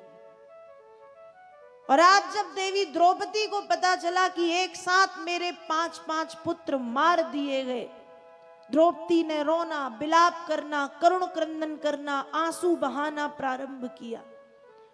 और जब द्रौपदी ने रोना प्रारंभ किया तब अर्जुन कहते हैं कि देवी, आज मैं आपके आंसू तभी पोंछूंगा जब उस दुष्ट अश्वत्थामा को बांध करके ला करके आपके सामने खड़ा कर दूंगा। और अर्जुन ने अश्वत्थामा का पीछा किया। बाबा वेद व्यास जी भागवत में लिखते हैं, तथा रतम पशुवत पाशबद्ध मवां मुखम कर्म जुगुप्सितेनो निरीक्ष कृष्णापकृतं गुरोः सुतं वामा स्वभावा कृपया ननामुचो। जिस प्रकार से हम जानवरों को रस्सी से बांध करके रखते हैं अपने घर पे, जैसे गाय बैल को, भैंस को, बकरी को जब हम अपने घर पे रखते हैं तो रस्सी से बांध के रखते हैं, वैसे ही अर्जुन ने अश्वत्थामा को तथा रतम पशुवत पाशबद्ध जानवर की तरह रस्सी से बांधा और बांध करके घसीटते हुए लाए और ला करके द्रौपदी के सामने खड़ा किया। अश्वत्थामा खड़ा है, कैसे खड़ा है? कहा मवांग मुखम, सिर झुका के खड़ा है। क्यों? क्योंकि वो जानता है कर्म जुगुप्सितेनो, मैंने आज जो कर्म किया है वो कर्म बड़ा निंदित और निंदनीय किया है, इसलिए अश्वत्थामा सिर झुका के खड़ा है। हम जब कोई अच्छा काम करते हैं, सही काम करते हैं, तो सिर झुका के नहीं, सिर उठा के, आंखें नीचे करके नहीं, आंखें मिला के बात करते हैं। लेकिन वो जानता है कि मैंने काम गलत किया है, इसलिए ममांग मुखम, सिर झुका के खड़ा है। निरीक्ष कृष्णा, निरीक्ष मतलब देखा, कृष्णा मतलब द्रौपदी ने। द्रौपदी का रंग भगवान कृष्ण के रंग की तरह था, इसलिए द्रौपदी का एक नाम था कृष्णा। यह द्रौपदी भगवान कृष्ण की बहुत अच्छी मित्र थी। कृष्ण द्रौपदी को अपनी बहन मानते थे, इसलिए कृष्ण की बहन थी तो कृष्णा, कृष्ण की मित्र थी तो कृष्णा, कृष्ण के रंग की थी तो कृष्णा। निरीक्ष कृष्णा, निरीक्ष मतलब देखा, कृष्णा मतलब द्रौपदी ने गुरोह सुतम, अरे ये तो गुरु पुत्र है। जैसे ही देखा कि ये तो गुरु पुत्र है, वामा स्वभावा कृपया ननामुचो, करुणा की मूर्ति द्रौपदी करुणा करके बोल पड़ी। क्या बोली? मुच्यताम मुच्यतामेसो ब्राह्मणो नितराम गुरुहु, छोड़ दो छोड़ दो छोड़ दो। अर्जुन ने कहा देवी आप इसे छोड़ने की बात कर रही हैं, जिसने हमारे 5 पुत्र एक साथ मार दिए। कहा हाँ मैं इसे छोड़ने की बात कर रही हूं। कहा क्यों, आप क्यों इसे छोड़ना चाहती हैं? द्रौपदी उत्तर देती हैं कि मैं इसलिए छोड़ना चाह रही हूं, छोड़ने का पहला कारण बताया, ब्राह्मणों, ये ब्राह्मण है। और शास्त्र कहते हैं कि ब्राह्मण कैसा भी क्यों ना हो, आताताई हो, अत्याचारी हो, बुरा हो, गालियां दे रहा हो, अपशब्द कह रहा हो, ब्राह्मण चाहे कैसा भी क्यों ना हो, ब्राह्मण गुरु होता है। तो छोड़ने का पहला कारण ये ब्राह्मण है, इसलिए छोड़ो। छोड़ने का दूसरा कारण गुरोह सुतम, ये गुरुपुत्र अश्वत्थामा है। आप ये मत समझो कि आपके सामने अश्वत्थामा खड़ा है, आप ये समझो कि स्वयं गुरु द्रोणाचार्य छोटे रूप में आपके सामने खड़े हैं। क्योंकि शास्त्र कहते हैं आत्मा वही जायतेति पुत्रः, पुत्र पिता का अंश होता है, ये द्रोणाचार्य का अंश है। मतलब स्वयं गुरु द्रोणाचार्य आपके सामने छोटे रूप में खड़े हैं, इसलिए छोड़ो। छोड़ने का दूसरा कारण। और छोड़ने का तीसरा कारण बताया कि हे अर्जुन मैं नहीं चाहती, जिस प्रकार से आज मेरे 5 पुत्र एक साथ मार दिए गए, तो अपने पुत्रों के वियोग में मैं विलाप कर रही हूं, मैं करुण क्रंदन कर रही हूं, मैं रो रही हूं, मैं आंसू बहा रही हूं। मैं नहीं चाहती कि जो कष्ट मेरे जीवन में आया वो कष्ट किसी अन्य माँ के जीवन में आए। अर्थात जिस पुत्र वियोग की वेदना से मैं गुजर रही हूं, मैं नहीं चाहती कि ये वेदना कल इसकी मां कृपी के जीवन में भी आए, इसलिए आप अश्वत्थामा को छोड़ दो। छोड़ने के 3 कारण द्रौपदी ने बताए। युधिष्ठिर ने द्रौपदी की बातों का समर्थन किया, भगवान कृष्ण ने भी समर्थन किया और कहा कि ब्राह्मण का वध तो नहीं करना चाहिए, पर आताताई को दंड अवश्य मिलना चाहिए। और अश्वत्थामा भले ब्राह्मण है पर आताताई है। अर्जुन भगवान कृष्ण के संकेत को समझ गए और अश्वत्थामा के माथे पर एक मणि लगी हुई थी, उस मणि को निकाल के अश्वत्थामा को छोड़ दिया गया। अश्वत्थामा का जितना यश, जितनी कीर्ति, जितना वैभव था उस मणि से था। और गीता कहती है अकीर्ति चापि भूतानि कथिष्यन्ति ते अव्ययाम संभावितस्य चाकीर्ति मरणादितिरिच्यते। गीता में भगवान कृष्ण ने कहा कि विद्वानों की कीर्ति पर लगा हुआ कलंक ही उन्हें मृत्यु तुल्य कष्ट देता है। मृत्यु में तो व्यक्ति एक बार मर गया, सिर्फ एक बार कष्ट होता है मरने पर, लेकिन किसी विद्वान की कीर्ति को यदि कलंकित कर दिया जाए, झूठ मूठ में भी कलंकित कर दिया जाए, तो उसकी कीर्ति पर लगा हुआ कलंक उसे पल पल मारता है, वो पल पल मरता है, तड़प तड़प के मरता है।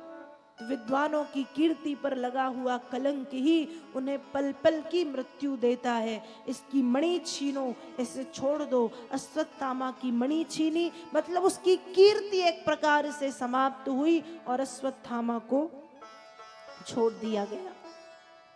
अश्वत्थामा को छोड़ा गया, लेकिन अश्वत्थामा के मन में जो बदले की भावना है वो समाप्त नहीं हुई। अब भी वो बदला लेना चाह रहा है।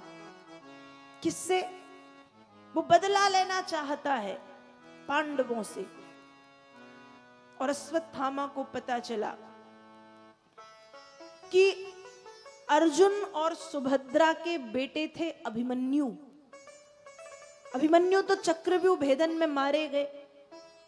अभिमन्यु की पत्नी थी उत्तरा।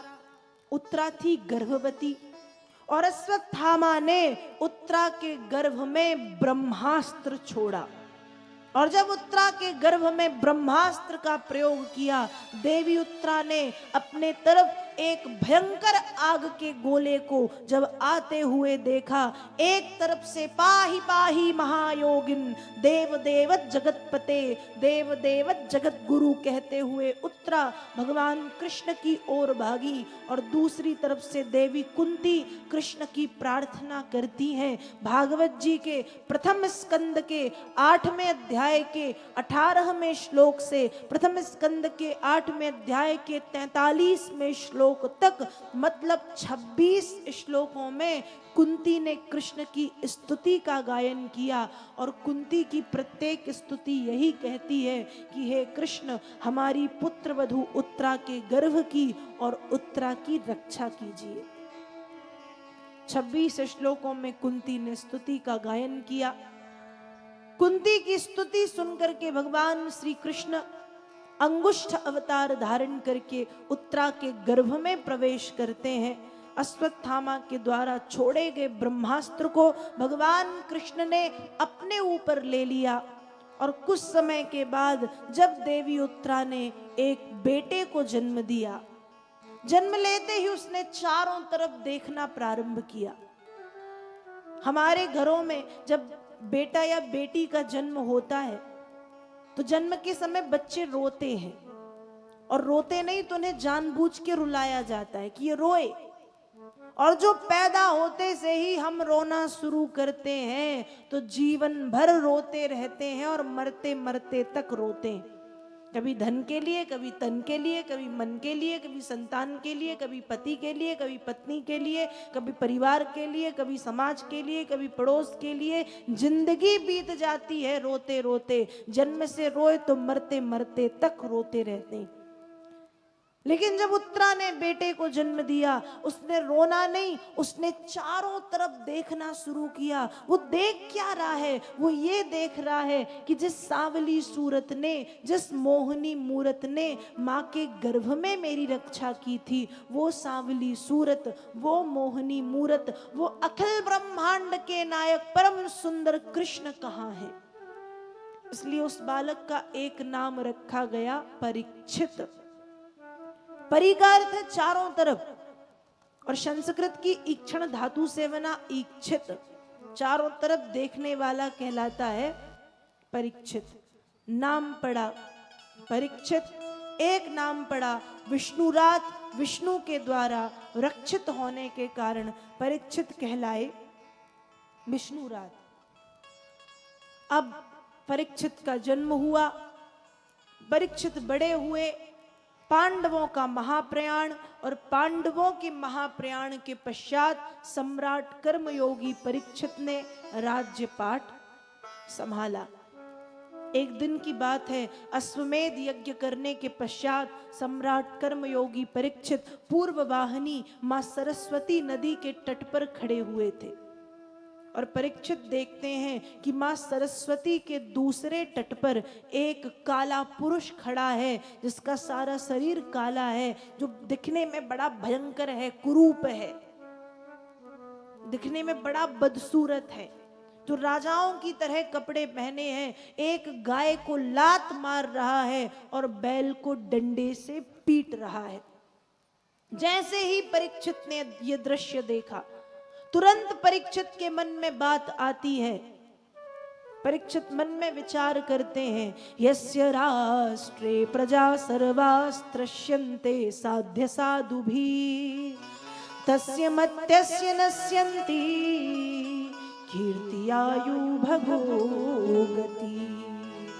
तुरंत परीक्षित के मन में बात आई कि जिस राजा के राज्य की प्राणों से प्रिय प्रजा दुखी हो, उस राजा की कीर्ति, उस राजा की आयु और उस राजा की गति समाप्त हो जाती है और उस राजा को नरक की घोर यातनाएं भुगतना पड़ता है।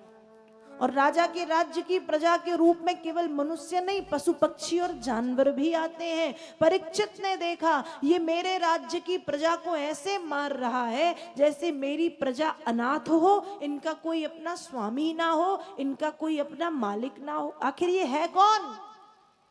परीक्षित ने तलवार निकाली, उस काले पुरुष के पास पहुंचे और उससे पूछते हैं कि बता तू कौन है और मेरे राज्य की प्रजा को प्रताड़ित करने का कारण क्या है। ये उत्तर देता है कि महाराज मेरा नाम है कली अर्थात कलयुग। जब भगवान कृष्ण इस पृथ्वी पर थे तो उन्होंने मुझे रहने के लिए कोई जगह नहीं दी। आज आप इस पृथ्वी के क्षत्र सम्राट हैं और आपने भी मुझे रहने के लिए कोई स्थान नहीं दिया। मैं कहाँ जाऊं, मैं कहाँ रहूं, मेरे पास रहने के लिए कोई जगह नहीं है, कोई स्थान नहीं है, इसलिए मैं आपकी प्रजा को प्रताड़ित कर रहा हूं, मार रहा हूं, पीट रहा हूं। परीक्षित ने सोचा बात तो बिल्कुल सही है। परीक्षित ने कहा ठीक है, मैं तुम्हें रहने के लिए स्थान देता हूं। कहा तो महाराज आपकी बहुत बड़ी कृपा होगी। परीक्षित ने कलयुग को रहने के लिए 4 स्थान दिए। ध्यान से सुनिए, इन 4 स्थानों में कलयुग रहता है। ध्यान से सुनिए, द्यूतम पानम स्त्रियः सूना यत्राश्च धर्म चतुर्विधा पुनश्च याचमानायो जात रूप मदात् प्रभु। इन 4 स्थानों में कलयुग है। द्यूतम, द्यूतम मतलब, द्यूत मतलब द्यूत का अर्थ होता है जुआ। द्यूतम, जुआ मत खेलना। जो लोग खेलते हो खेलना छोड़ दो। जुआ खेलना बुरी बात है, उससे कुछ अच्छा नहीं होता। एक तो हमारी कीर्ति कलंकित होती है, हमारा यश समाप्त हो जाता है, दूसरी बात हमारा धन समाप्त हो जाता है। जुआ खेलने में अच्छे अच्छे लोगों का घर बिक गया, खेती बिक गई, यहां तक कि पता नहीं क्या क्या बिक गया। द्यूतम जुआ, जहां द्यूत क्रीड़ा है, जहां जुआ है, वहां कलयुग है। पानम, कहा जहां नशा है, जहां शराब है, जहां मदिरा पान है, वहां कलयुग है। इसलिए व्यक्ति को मदिरा का सेवन नहीं करना चाहिए, शराब नहीं पीना चाहिए, क्योंकि शराब स्वास्थ्य के लिए हानिकारक है। ऐसा हम पढ़ते हैं, सुनते हैं, देखते हैं, पर पीते सभी। मिलती भी है, इंडिया है, भारत है। एक तो टेलीविजन पे चलता भी है कि हानिकारक है और बिकती भी है, बिकना भी बंद नहीं होती शराब। और लोग पीते भी शौक से हैं, पता नहीं क्यों पीते हैं। पीते हैं कई लोग तो ऐसे पीते हैं, ऐसे पीते हैं कि सुबह से जो पीना शुरू किया तो रात तक पी रहे हैं, पी रहे हैं, पिए ही रहे हैं, पिए ही रहे हैं। होता कुछ नहीं है, सिर्फ नशा, कुछ घंटों का नशा। उस कुछ घंटे के नशे के कारण लोग शराब पीते हैं और कुछ घंटे के नशे के लिए जीवन भर का कष्ट भोगते हैं। लीवर खराब, किडनी खराब, जमाने भर के रोग, चलते बनता नहीं है, बोलते बनता नहीं है, उठते बनता नहीं है।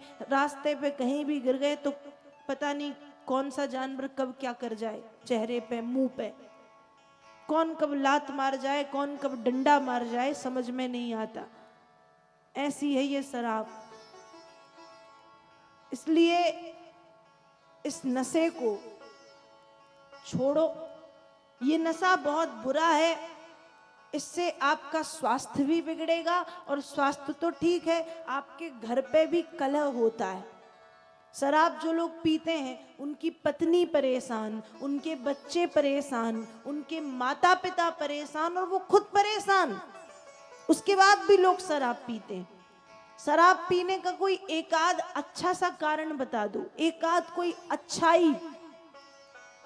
यदि पूछी जाए कि शराब पीने की अच्छाई क्या है तो कोई नहीं बताएगा, बुराई तो पीने वाले ही बुराई बता देंगे कि इतनी बुराइयां हैं। तो जब इतनी बुराइयां हैं तो हम पीते क्यों हैं? तो ध्यान से सुनिए, जो लोग नशा करते हैं, जो लोग शराब पीते हैं, नशे में, शराब में कलयुग का वास है। द्यूतम, जुए में कलयुग, पानम, शराब में कलयुग, स्त्रिया, स्त्री में कलयुग। अब तो बताइए किस घर में स्त्री नहीं है? स्त्री तो हर घर में, किसी की माँ, किसी की बहन, किसी की बेटी, किसी की पत्नी, किसी की प्रेमिका, किसी की कोई, किसी की कोई, हर घर में स्त्री है। तो यहां कैसे कह दिया कि स्त्री में कलयुग? तो यहां स्त्री से तात्पर्य एक सामान्य स्त्री से नहीं है, यहां पर स्त्री का मतलब है वैश्या।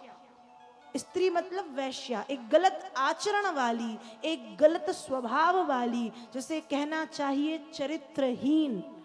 जहां एक वैश्या है, जहां एक चरित्रहीन स्त्री है, वहां पर कलयुग का वास है। तो द्यूतम पानम स्त्रियः, परीक्षित ने कहा जुए में रहोगे, मदिरा में रहोगे, वैश्या में रहोगे, और सूना, सूना मतलब हिंसा में रहोगे।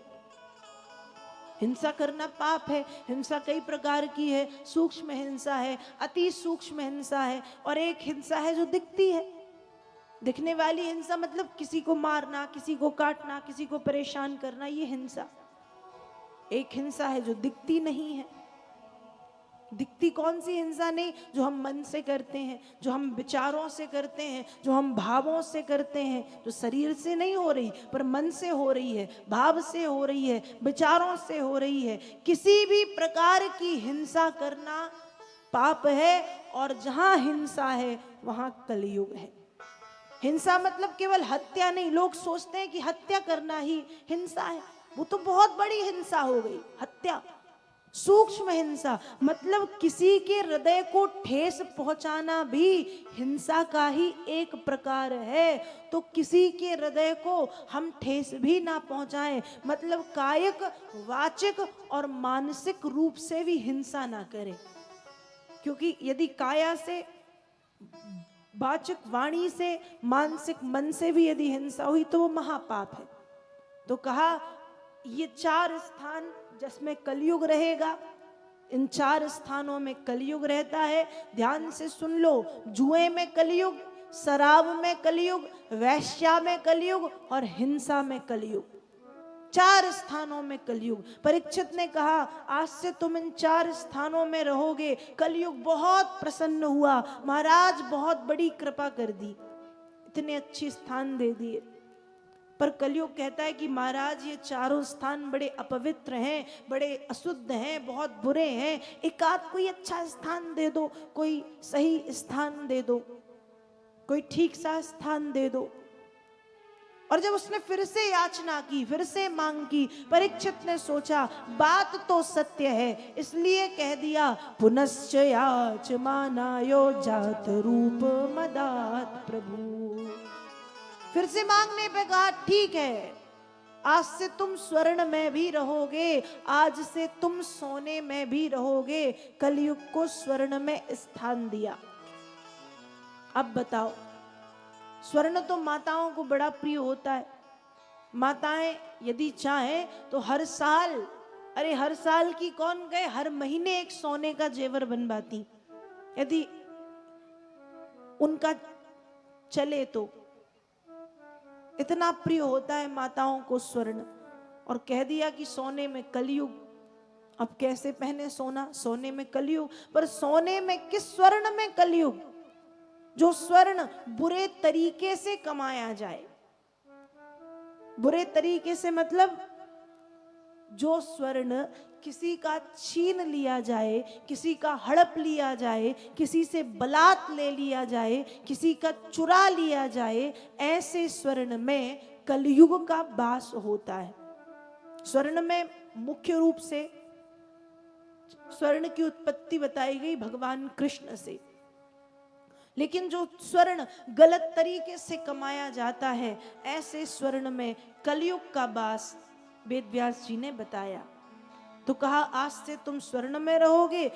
कलयुग बड़ा प्रसन्न है, बाहर से कहता है राजन आप बड़े कृपालु हैं, आप बड़े दयालु हैं, आप ऐसे हैं, आप वैसे हैं, और भीतर ही भीतर कहता है महाराज तुम बहुत बड़े मूर्ख हो, तुमसे बड़ा मूर्ख मैंने आज तक नहीं देखा। क्यों? कहा दिखने में राजा तुम रहोगे, रथ पर तुम बैठोगे, मुकुट तुम लगाओगे, लेकिन तुम जो सोने का मुकुट लगाओगे उस मुकुट पे कलयुग आकर के बैठेगा, उस मुकुट पे मैं बैठूंगा मैं। अब परीक्षित, एक दिन की बात है, घर जब लौट के आए तो परीक्षित के मन में आया कि जरा देखें तो हमारे दादाजी हमारे लिए क्या छोड़ गए हैं। परीक्षित ने देखा अपार धन है, अपार संपत्ति है, और उस संपत्ति में एक बहुत सुंदर मुकुट था, जो मुकुट था जरासंध का। जरासंध के बेटे का नाम था सहदेव। सहदेव ने भीम से कहा कि हमारे पिता की धरोहर है, हमें ले जाने दो। भीम छीन के ले आए छीना हुआ मुकुट। वैसे भी कलयुग आएगा, कुछ पहले से अवगुण जरासंध के थे। परीक्षित ने जैसे ही सिर पे धारण किया, मुकुट के ऊपर कलयुग आकर के बैठ गया। और अब परीक्षित शिकार खेलने के लिए आगे बढ़े। जब परीक्षित शिकार करने के लिए आगे बढ़े, जंगल में पहुंचे, शाम हो गई, भूख लग आई, प्यास लगाई।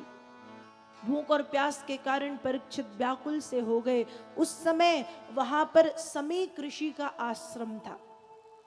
परीक्षित ने समीक ऋषि के आश्रम में जाना उचित समझा। समीक ऋषि ध्यानस्थ बैठे थे। परीक्षित को लगा कि ये ऋषि हमें देख करके ढोंग कर रहे हैं, इसलिए वहां पर एक तक्षक जाति का मरा हुआ सर्प पड़ा था। परीक्षित ने वो सर्प उठा के समीक ऋषि के गले में डाल दिया।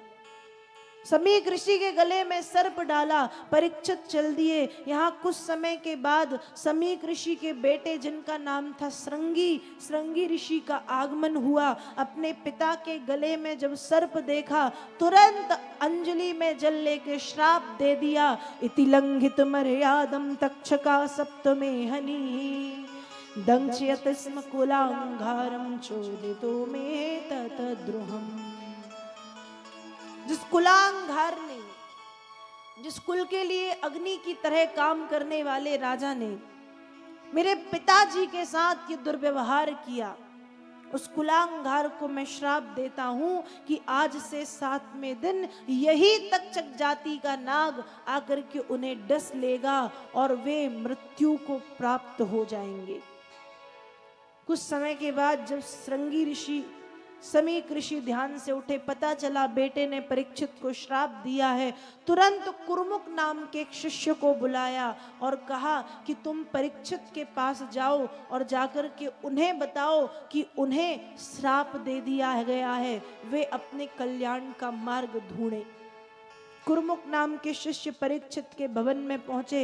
वैसे भी परीक्षित महल में आए, मुकुट उतारते ही सारी बातें याद आ गईं, इसलिए बैठ करके पश्चाताप कर रहे थे कि मुझसे बहुत बड़ी गलती हुई। इतने में शिष्य का आगमन हुआ। महाराज आप अपने कल्याण का रास्ता ढूंढें, आपको श्राप दिया गया है। परीक्षित ने तुरंत राज चिन्हों का त्याग करके एक कोपीन धारण की और मां पतित पावनी गंगा के तट पर पहुंच गए।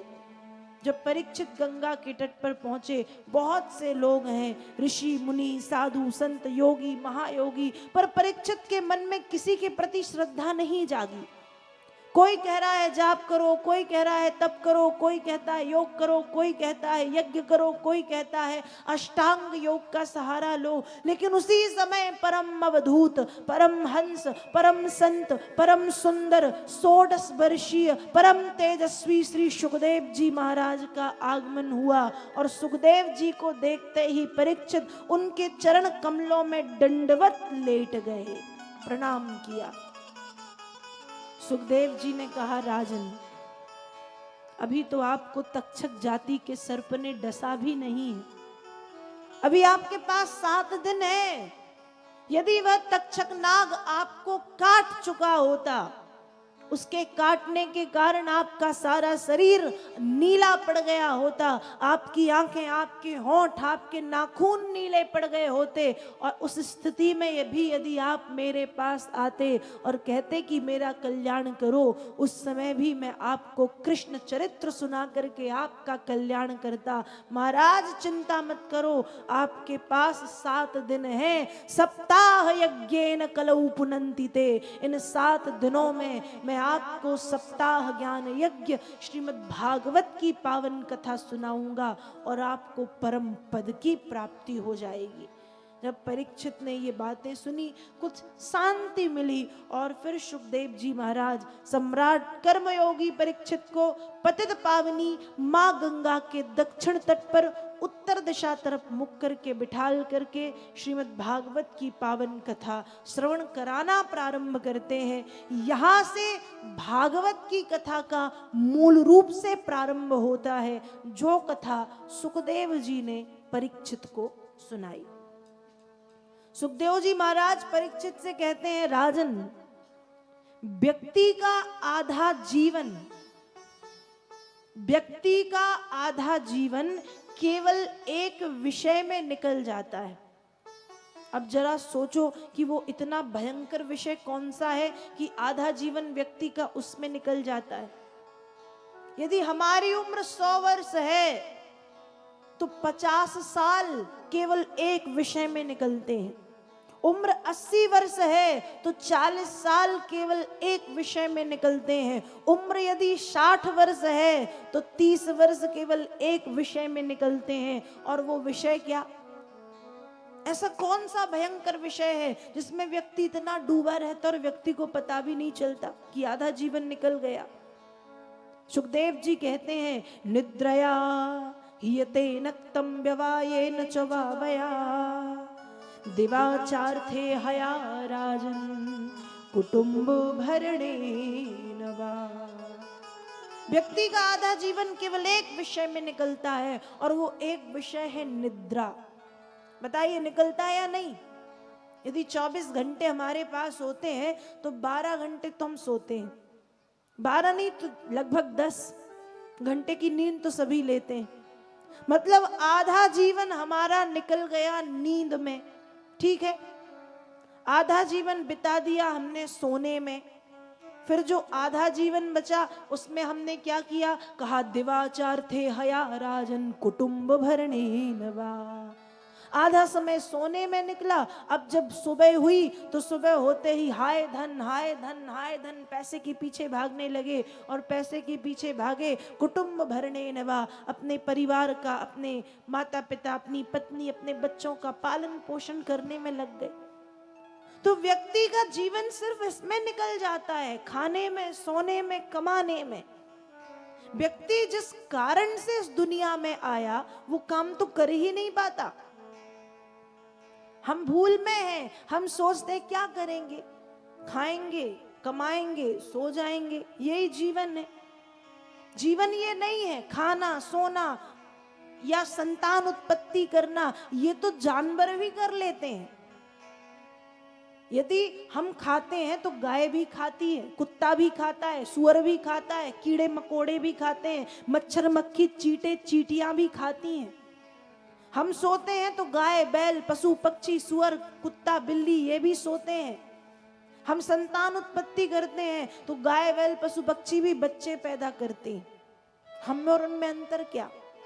शास्त्र कहते हैं आहार निद्रा भय में थुनम चौ सामान्य में तद पशुभिर नराणाम। ये 4 बातें मनुष्य और जानवर में बिल्कुल एक सी हैं। हमने खाया, उनने खाया, हम सोए, वे सोए, हमें उनसे डर लगता है, उनको हमसे डर लगता है। हम संतान उत्पत्ति करते हैं तो वे करते हैं। अंतर क्या? सोते खाते कमाते हम हैं, सोते खाते कमाते वे। हम धन कमाते हैं, वे भोजन कमाते हैं। हम भोजन के लिए धन कमाते हैं, अपनी इच्छाओं की पूर्ति के लिए। उनकी इच्छा सिर्फ भोजन है। तो मनुष्य और जानवर में अंतर कितना है? कहा अंतर कुछ भी नहीं है, अंतर केवल एक है, धर्मेण हीना पशु भी समाना। जो मनुष्य धर्म से हीन है, जो मनुष्य धर्म को नहीं जानता, जो धर्म को नहीं समझता, जो धर्म से विमुख है, ऐसा मनुष्य मनुष्य होने के बाद भी जानवर है। क्योंकि जानवर केवल धर्म नहीं जानता, बाकी सब जानता है, और मनुष्य धर्म को जानता है। इसलिए भैया धर्मवान बनो। जब भी मौका मिले धर्म करने का तो धर्म के कार्य में आगे आ जाओ, और धर्म के कार्य अच्छे से करो, प्रसन्नता के साथ करो, मुंह बना के मत करो, चिढ़ के मत करो, नाराज हो के मत करो, प्रसन्न हो के करो, प्रसन्न चित्त, खुश रहो और धर्म के कार्य करो, जीवन में आगे बढ़ो। तो कहा कि व्यक्ति का जीवन तो बस इसमें निकल जाता है, खाने में, सोने में, कमाने में, खाने में, सोने में, कमाने में, खाने में, सोने में, कमाने में। हम आए हैं, कहते हैं आए थे हरि भजन को, ओटन लगे कपास। आए थे भजन करने और लग गए संसार में। ये तो बिल्कुल गलत है। संसार में खाना भी जरूरी है, सोना भी जरूरी है, संतान उत्पत्ति भी जरूरी है, भौतिक सुख भी आवश्यक है, लेकिन इनकी एक सीमा है। हम इन सबको कर देते हैं असीमित, कोई सीमा नहीं है इनकी हमारे जीवन में। और जिस काम के लिए हम आए हैं उस मूल को भूल जाते हैं, मूल को भूल के बाकी सब करते रहते हैं। अरे सब करो पर अपने मूल को याद रखो। और हमारा मूल यह है कि हम इस दुनिया में आए हैं तो भजन करें, और भजन इतना करें कि पुनरपि जननम पुनरपि मरणम, बार बार जन्म और मृत्यु के भयंकर दर्द से हमें दुखी ना होना पड़े।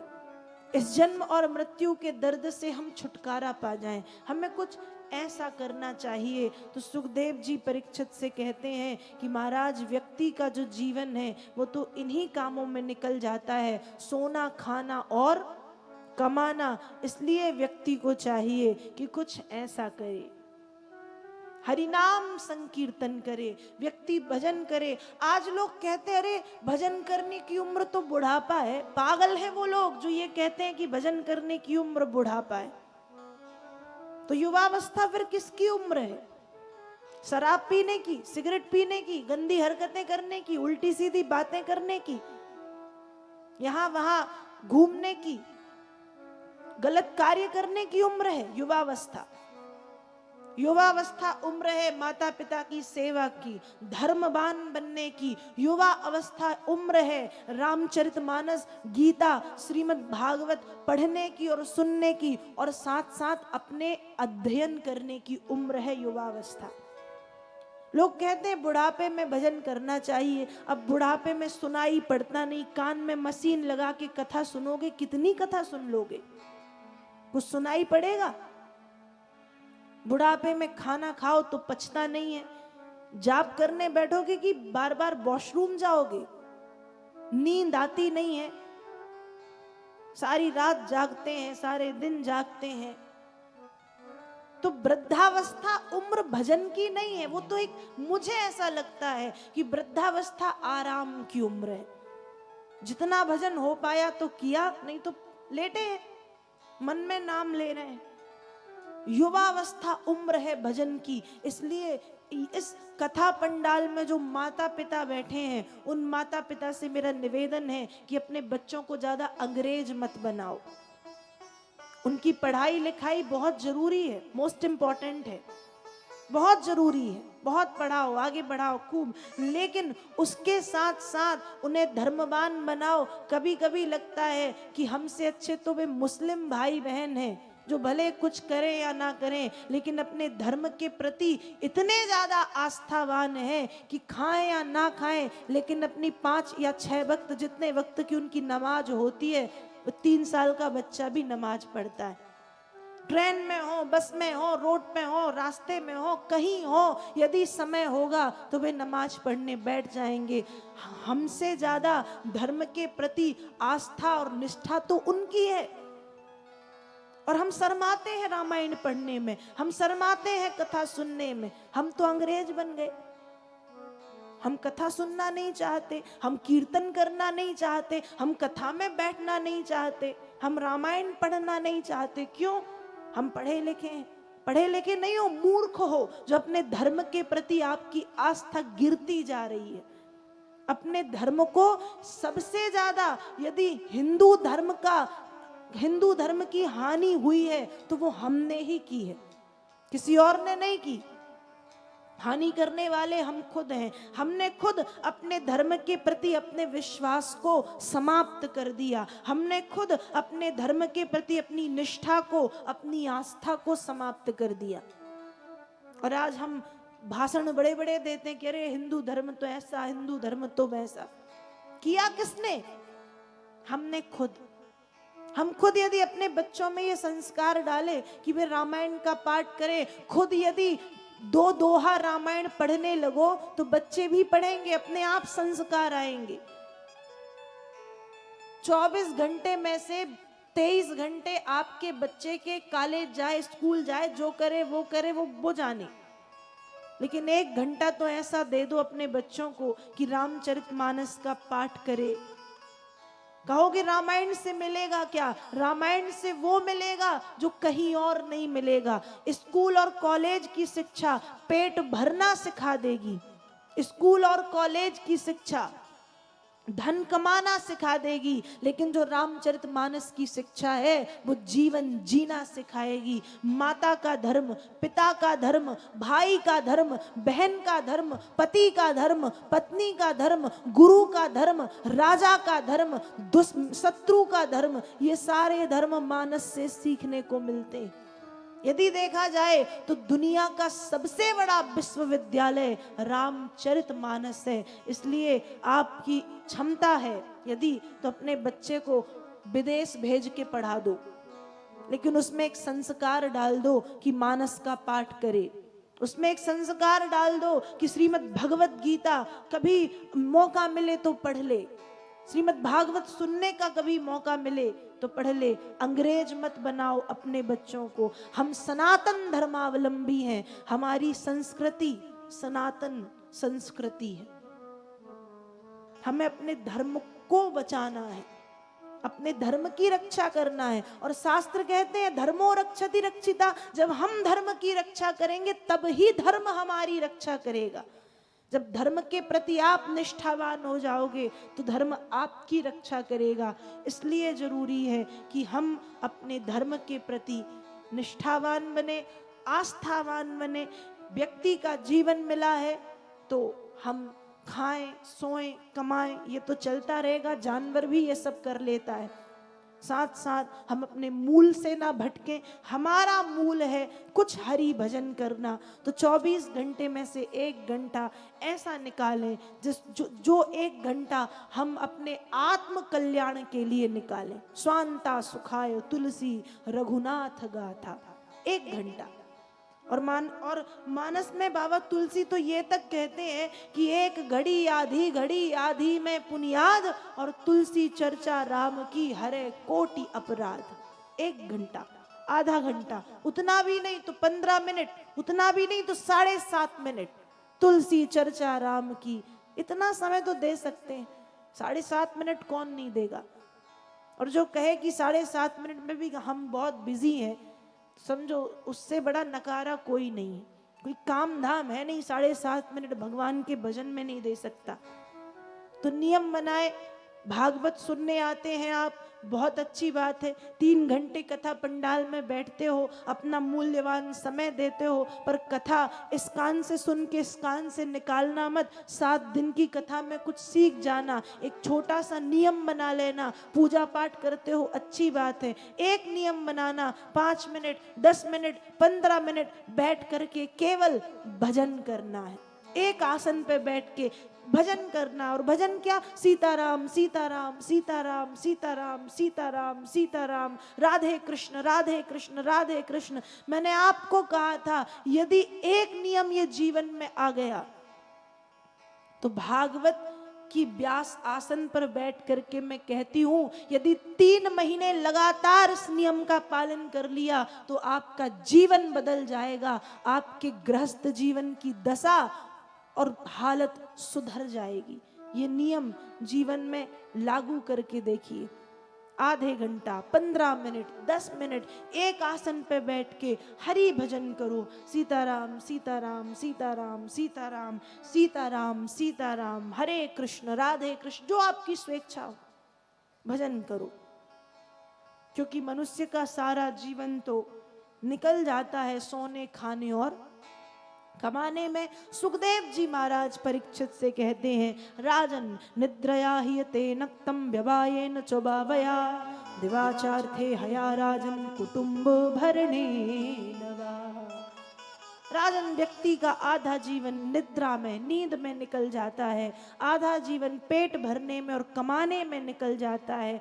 इसलिए व्यक्ति जिस काम को करने के लिए पृथ्वी पर आता है वो छोड़ के बाकी सब करता है। पर हमें अपने मूल से नहीं भटकना, हमें अपने मूल को पकड़े रहना है और थोड़ा थोड़ा भजन करते रहना है, करते रहना है। तब एक बार जय श्री कृष्ण तो बोलना ही पड़ेगा। बोलिए राधा कृष्ण भगवान की जय, हनुमान जी महाराज की जय। आज की पावन कथा को मैं यही प्रभु के चरणों में समर्पित करती हूँ। 3 बार हाथ ऊपर करके मेरे साथ महामंत्र का जाप करें सभी। हरे कृष्ण कृष्ण कृष्ण हरे हरे, हरे राम राम राम हरे हरे, हरे कृष्ण कृष्ण कृष्ण हरे हरे, हरे राम राम राम हरे हरे, हरे कृष्ण कृष्ण कृष्ण हरे हरे, हरे राम राम राम हरे हरे। जय जय राम कथा, जय श्री कृष्ण कथा, जय श्री कृष्ण कथा, जय जय राम कथा, जय श्री कृष्ण कथा, जय जय राम कथा, जय श्री कृष्ण कथा। इसे श्रवण कर मिट जाती है, श्रवण कर मिट जाती है, इसे श्रवण कर मिट जाती है, श्रवण कर मिट जाती है। 100 जन्म जन्म की व्यथा। जय जय राम कथा, जय श्री कृष्ण कथा, जय जय कथा, जय श्री कृष्ण कथा।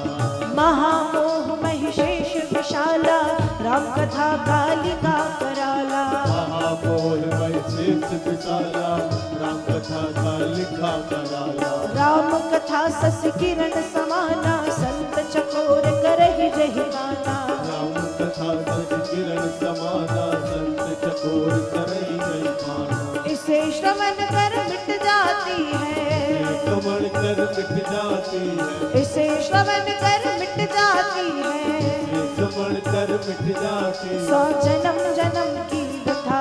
जय जय राम कथा, जय श्री कृष्ण कथा, जय जय कथा, जय श्री कृष्ण कथा।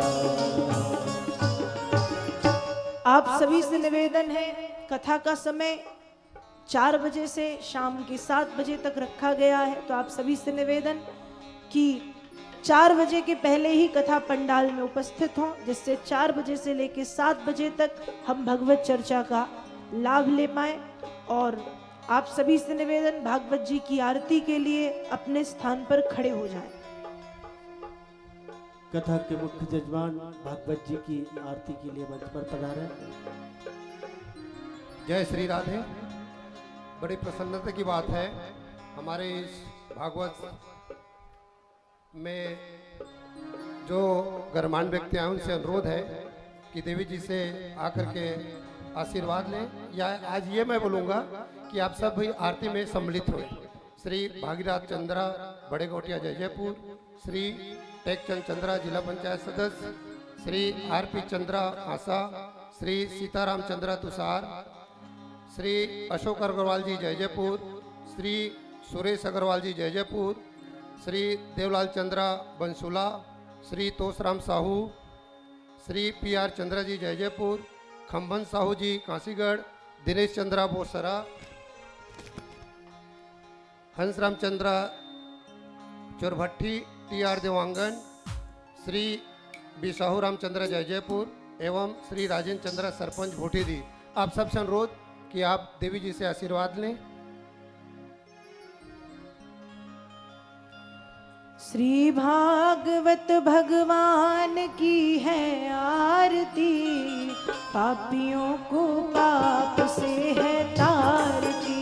श्री भागवत भगवान की है आरती, पापियों को पाप से है तारती। ये अमर ग्रंथ, ये मुक्ति पंथ, ये पंचम वेद निराला, नव ज्योति जगाने वाला। अमर ग्रंथ, ये मुक्ति पंथ, ये पंचम वेद निराला, नव ज्योति जगाने वाला।